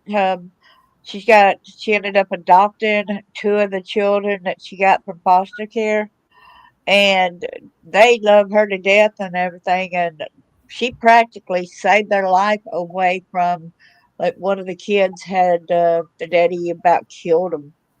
Um, and I'm not sure what happened with the other one, but she basically saved both of them's life, and they're living with and doing really good in school and know how to do computer setups with even the with monitoring the home with the cameras and everything that I Mm, had no clue about having to do. You know what I'm saying? I know. Using your own camera. I'm not talking about using like a Brink system or ADT, where they basically do it themselves, but they're able to just get a monitor. And he's just now, like, I think in 8th, 9th, 10th grade, he's that young and he's already written a couple books as well. That's good. I'm glad he's And able so to. it's very, very smart. So I will say that some of the people in the foster care system, the foster care workers are caring individuals. But Well, this is sad the thing is, when there's so many that's just built the system just for the money. I just got through watching a movie at Angel Studios recently, and yeah. if anybody's got Angel Studios, I would highly advise The Sound of Hope. I got to see what the name of that movie is, and it happened in Texas. And these parents, these church congregation, they started becoming foster care workers and fostering all these kids and everything, and they all were saved. And there was no more kids within 100 miles of that church congregation because everybody was getting out and becoming foster parents and nurturing the kids and loving them and bringing them up in a way that kids should be brought up and cherished and loved and all that. So it was an amazing story, and based on a true story in Texas. Well, this is what we have to do. We're the survivors. We're the survivors. And I think it's really our job. It's my mission. I mean, I take it so seriously, and many of us should. I mean, come on. Um, Again, professors, you think that they know so much, and all these other people, they don't know nearly as much as we do. I'm not a professor. Yes, they sent me to school. Yes, I did go to Princeton. Yes, I had to go to UMD because back in those days when I was going to school, I had to meet their criteria. And I had to have a certain amount of credits. I have more now than I ever needed. But the point is this: I had to teach some of the professors about child abuse. They didn't know. They came from homes that were proper. You know, I used to stand and I'd see a bunch of kids and I'd see them with their families and I think, well, they come from a good home. And I'd see how they would, interact with each other. Okay. I would see that. And I'd get jealous. I hate to say it, but I did. As I was a kid, I would get jealous because I wanted that. I wanted to have mommy love me. I wanted to have a father. My stepfather, don't get me wrong, he was a good man, I believe, but he was bullied by my mother. Um, I, he was just too gentle. He was just too, and maybe he didn't care enough. I don't know. I really can't answer that because I didn't really get to know him that well. He always kept a distance. If my mother was sick, I would make dinner. I learned how to cook when I was 9 years old. Cook. So I would make dinner, and he would take a plate, and he wouldn't sit with me at the table. I would be alone. My brother, if he's home, he's home. If he's not, he's not. And I didn't want to be with him anyway. All right, so forget that. But anyway, the point is this: he was very bashful around me. The only thing that he and I had in common was My grandfather, as I knew him to be in Westwood, was mayor of New Jersey, of Westwood, New Jersey, and he did that for 2 terms. Now, I'm very interested in politics. You either hate it or you love it. I'm the type that I never missed anything on Fox News, believe me, okay? And I'm still that way. So he Exactly. and I had that in common. Also, being that he liked politics as well, and that also too, I like army movies. I just simply do.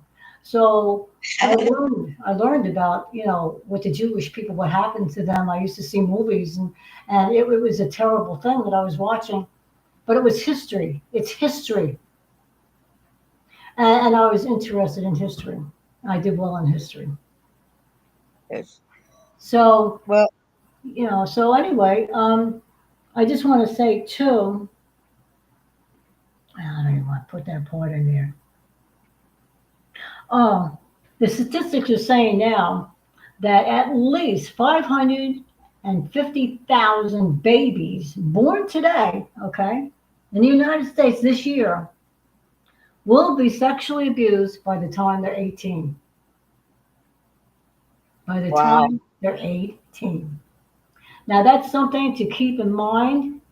I'm always doing research, and I thought I have papers of research everywhere, honey. I'm a busy lady, and And I will get back into the field again because I'm getting itchy. I want to. I've been yeah, out and off the radio for about a year, I, almost a year. I was wanting people to know that even though you don't get profits from your book, you were one of the mainstays of getting this out there. Years ago, there wasn't that many book authors out there speaking about child abuse. And at the time, you did Panic Child, a heroine true story of sexual abuse and neglect, and it's at Amazon. And the traumas of childhood neglect and sexual abuse cannot be left behind when victims mature into adults. Too often, those adults repeat the crimes once perpetrated against them, depend on substances to dull the pain of memory, or choose partners similar to the adults who once abused them.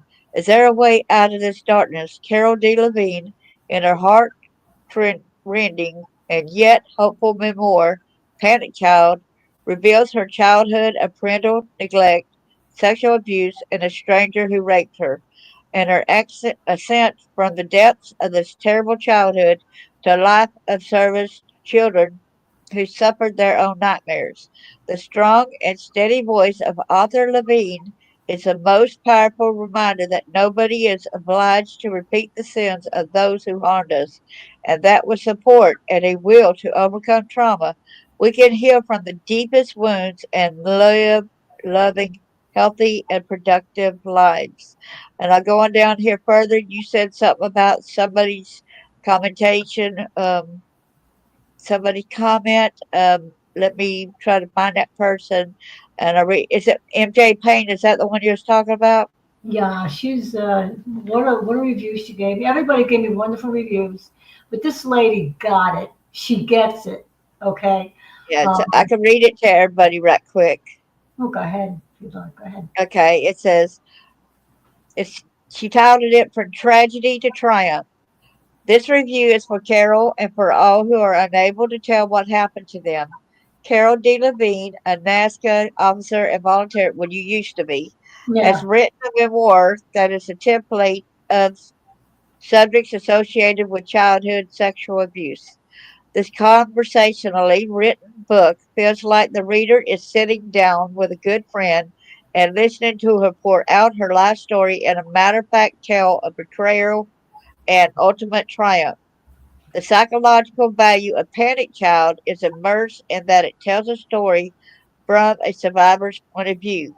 We have all too many news stories that are told in dry, distant tones that leave readers with the same question: why didn't she or he tell? This book answers a question. The thread of panic runs through the book. The child Carol has had so many assaults against her on so many fronts with so little support that it is a wonder she survived. She suffers bullying in a drug-infested school, a drunk father and uncle who assaults her, caretakers who starve her, a mother who spoils her brother while denying her enough clothes to be warm and neglects her emotional needs, and much more. I don't want to spoil an interesting read. Panic Child shows the child abuse alienates victims from themselves and isolates them socially. Neglect and substance abuse by adult family members leads to economic problems that encourage bullying at school. Kids without warm, clean, appropriate clothing are often subject to ridicule because they are different. It leads to a lack of lunches and a sitting alone while others eat lunch, so normal socializing becomes a problem. Panic Child eliminates the pattern that child abuse so often follows. It is a book that has a grounding and validating effect, particularly on survivors who will often be nodding as they read, thinking, yes, that happened to me too. The problem of choosing abusive friends and or marital partners is common to survivors for the obvious reason that a person who has been so badly treated devalues herself, himself, and allows people to encroach on them in destructive ways. They often stay in abusive relationships most people will leave after the first slap, the first hate filled word hurled at them. People often gravitate toward what is familiar. A person's compass in life is usually formed by the conditioning of earliest memories and experiences. This might answer the but why do they keep coming back question that is so often asked. Tara Levine shows how she made her way through the maze of pain and moved to a place of more peace in her life. She has a calling to help others and has been a thread that led her into positive job choices and helped her in the future. One cannot help but applaud the courage of this woman who has turned a tragic set of circumstances into a hand held out to others. I appreciate you so much because you do hold your hand out and you do help so many people. For that, we have a lot of love and gratitude towards you, Carol. Well, it's my pleasure to try and help people. I think back to all the things that, we walk through, we go through, we actually survived. We survived. Many of us have stories like mine. Mine isn't unique. It may be rough, maybe rougher than others, but it may be a rough person too. I believe in God. I believe in Jesus. I believe in the Blessed Mother. I think she's either this side or the other side. I believe in Yes. I believe in all of that because I know in my heart of all hearts, and I've had experiences which I've shown and I've spoken about on shows, that God does exist. He has to, or I would have been dead. There's three times in my Yes. life that I would have been dead, okay, had he not existed, and that's a fact. So I do share my story. I do tell my story. I've done many presentations. I do not charge. Hello, I'm a survivor. I don't charge Amen. anything. Okay. And you're a thriver. Keep Yeah. persevering against the odds. Well, I do help. I do help teach classes too. When I was before diapers came into the picture, they got a Yes. grant. You see, they got a grant. So speakers like myself then were not used, and I like to tell this because it's funny. Um, I ran into a couple of kids from the university that I was working at, and again volunteer. Okay. Um, they said, Carol, can you come back? And I said, what's the matter? And they said, oh, we can talk to you. We like you. Please come back. And I said, I can't just come back. Diapers took over and they had a grant. Well, we're going to talk to the main professor that I worked with. I worked with several, and see if he can't get you to come back. And so that was the end of that. I bought them honey buns. Yes, I did. They wanted Right. honey buns, so I bought a nice big pack of honey buns, and I said, "This is from me to you. I love you." Um, I don't know if you're survivors or not, but if you know people who are, we can make it. We do make it. I did go to a psychiatrist once, and after the fifth time, he said, "You don't really need me." He said, "Go out and get a job, do something." So I started with the Rahway Lifers program, Scared Straight. I figured I'd do well with them, and I did. I was with them for 3 years. I was not paid, that was volunteer. And then I worked at detention center, that of course was paid. Worked there until I became a counselor. They sent me to school, that's how I got there, along with a registered nurse. The state wasn't even happy with her. So we both went together. We had a blast. And I made a professor very mad, which made me laugh my butt off. Hope I didn't get too far. You don't tell a survivor what it's like when they don't know what it's like. And I had to speak Yeah. up. Okay, we were Did, doing role playing. He chose me, and you're going to hear me when I speak. Okay, so that's what I did said to it? him. And Did it? I'm gonna tell you what a couple people said right quick, and then I got a question for you if that's okay. okay, let me just finish with one sentence here. Okay. Um, you and I did get certified through the Board of Health in Trenton. I do have other certificates, from UMD and other places that I had to go to school. That's it. And it's good to go. I mean, I could have said, no, I'm not going to go because I had panic attacks. They didn't know I had a flask in my back pocket just in case I had a panic attack. So I never did. I finally, thank you, God, I got over them. Okay. That's why I have such a big mouth. I can do presentations anywhere and I don't charge in case someone's interested. Okay. Go ahead. Okay. So our bucket list says whole says love and prayers for all the children, and a lady O says Carol, thank you for sharing lots of Oh, prayers. well, thank you. And I do believe in prayers. Yes, I do. Yes, I do. And some Yes, of and the question. Let's see what I was yeah, thinking. yeah, go ahead. Okay, one thing I get aggravated at is, these people that said, well, if that really would have happened to me, I think I would have hit your daddy during that act, and I think I would have just concocted him or got a gun and shot him. And excuse me, when you're a child and you're living through that, no, you do not do. You can't do that.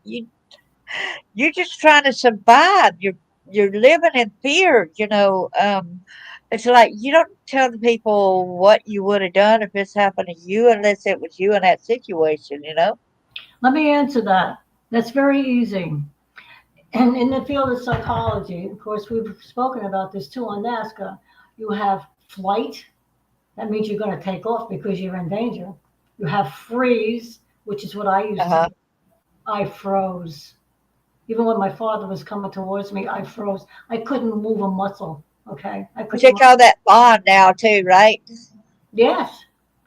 So let me say this: flight, you have flight, freeze, and then you have something that's called fawn too. There's actually four of them. But fawn I want to get across because it's the newest one in the DSM. That's like a Bible to all counselors and therapists and all that other stuff. DSM 5. Fawn is a new one. It's FAWN. And what that is people many times who, are in situations like us, and then we grow up, we didn't get killed, we're here. They become people pleasers.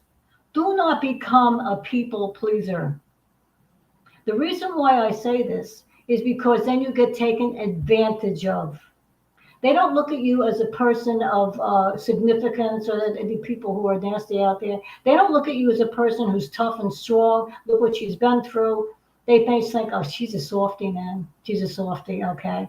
And they get what they can get from you, and then they walk away. Now that's called fawn, FAWN. And people do that because I don't do that anymore. I did it one time. It's because you're trying to make people so much to like you. And they actually have that in the DSM 5 as being a problem Mhm. also. It's psychiatric. It can be. Yeah. Yes. So that's very important to note. Don't go at your own expense and please these perpetrators or whatever, just to get them to like you, or No, don't go ahead and settle for a relationship just to get somebody to like you. If you don't, you need to start valuing yourself and taking care of yourself and find out your needs and knowing that you have value as well. that's right. We are people of worth. And Yeah. the fighting part, in answer to that question,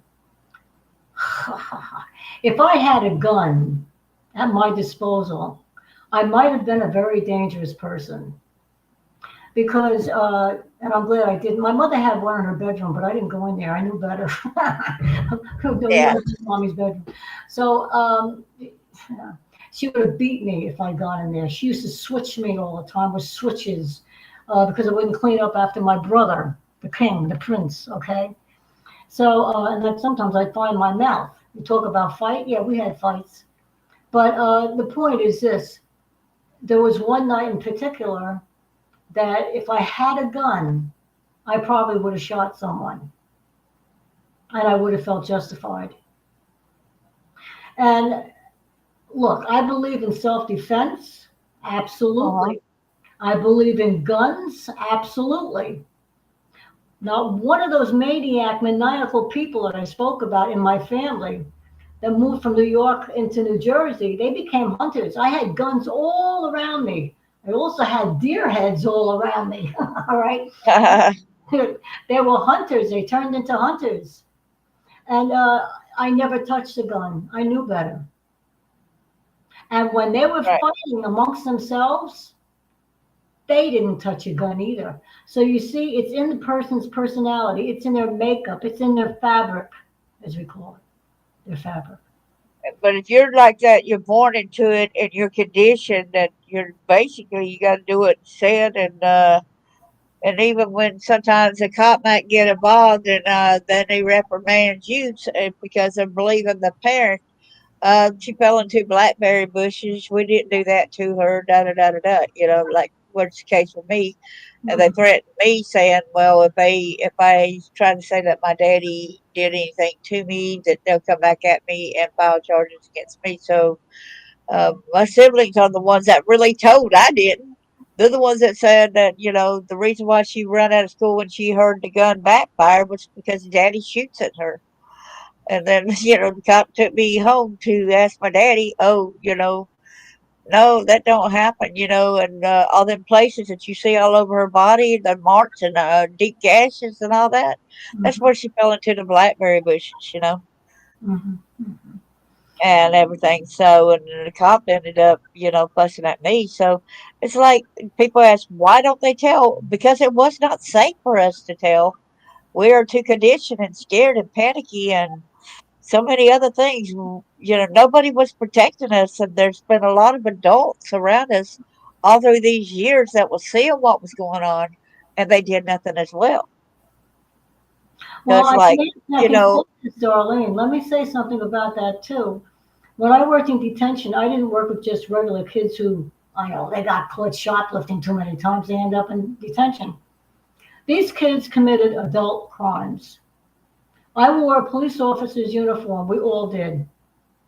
We all had to take courses because we took these kids to court, and the court was to decide what's going to be done with them. Are they going to go back to detention, or are they going to go somewhere else? All right, whatever. So we had to stand in line every morning, and they would see if our shoes were shiny. Are you nuts? You know, I had to do this. The only thing I didn't have was a gun because I'm not a cop. Okay, but I did have the stick, and I did have the handcuffs. yeah, So we would take their handcuffs off as they were entering the courtroom. And the court decided what was to be done with these children. Now, these kids, the day that I left detention, I got along famously with all of them. They all loved me.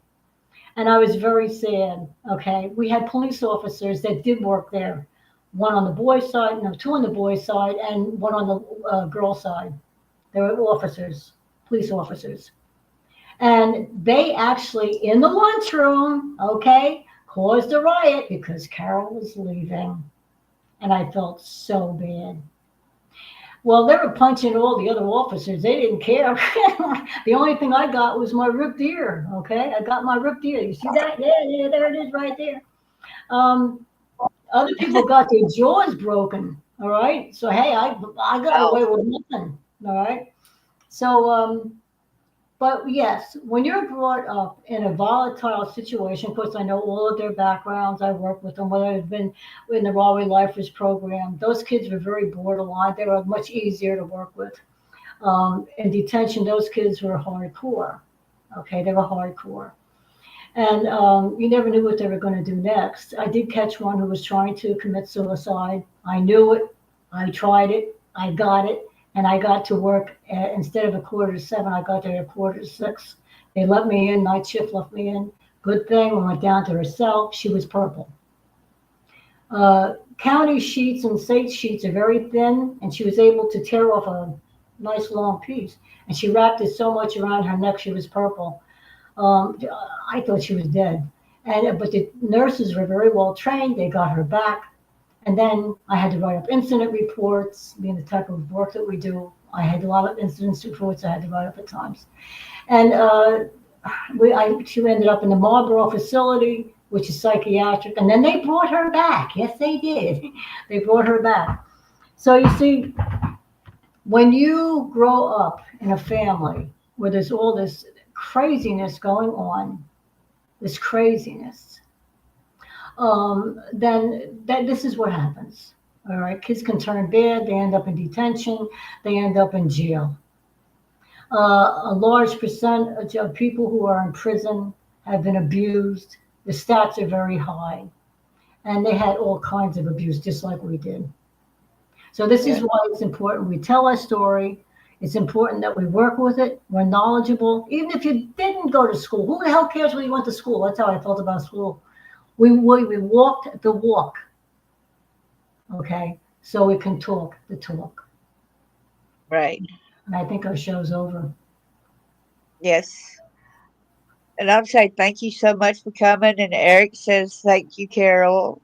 So you got a lot of people that's standing for you, and you are welcome to come in there anytime you like. Try to get you a YouTube account, sign up to YouTube and stuff like that.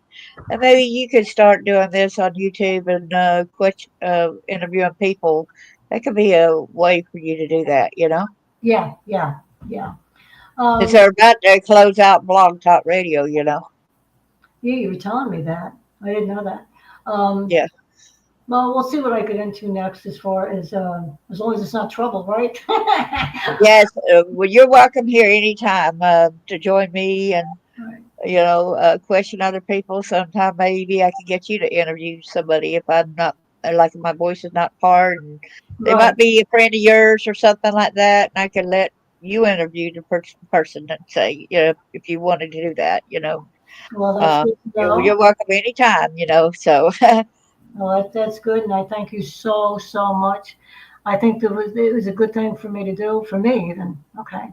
yeah, It's I a, think it's a good thing to do for everybody and all the listeners because people do need to hear this because it's bringing awareness from the people who have been there. It's very important. It's dire. yes, it is, honey. Yes, it is. Well, And I think, our bucket list said, thank you, Kara, for all you do for the survivors and the children. Much love to you, and may God bless you always. well, I thank you so much. And thank you for this opportunity. And I will be talking to you again soon. Okay? Okay, lots of love, sis, and you have a good day. You too, honey. Thank you so much. I'm going to close out now. Okay, that sounds good. Well, thank you, everybody, for coming today, and much love and appreciation. Be an advocate. You hear something, say something. Don't just if somebody's trying to tell their story or trying to tell you something, please don't say what you would have done if the thing is it wasn't you, it was them living that life. It's hard to say what you would have did when you're walking in that person's shoes. 100%.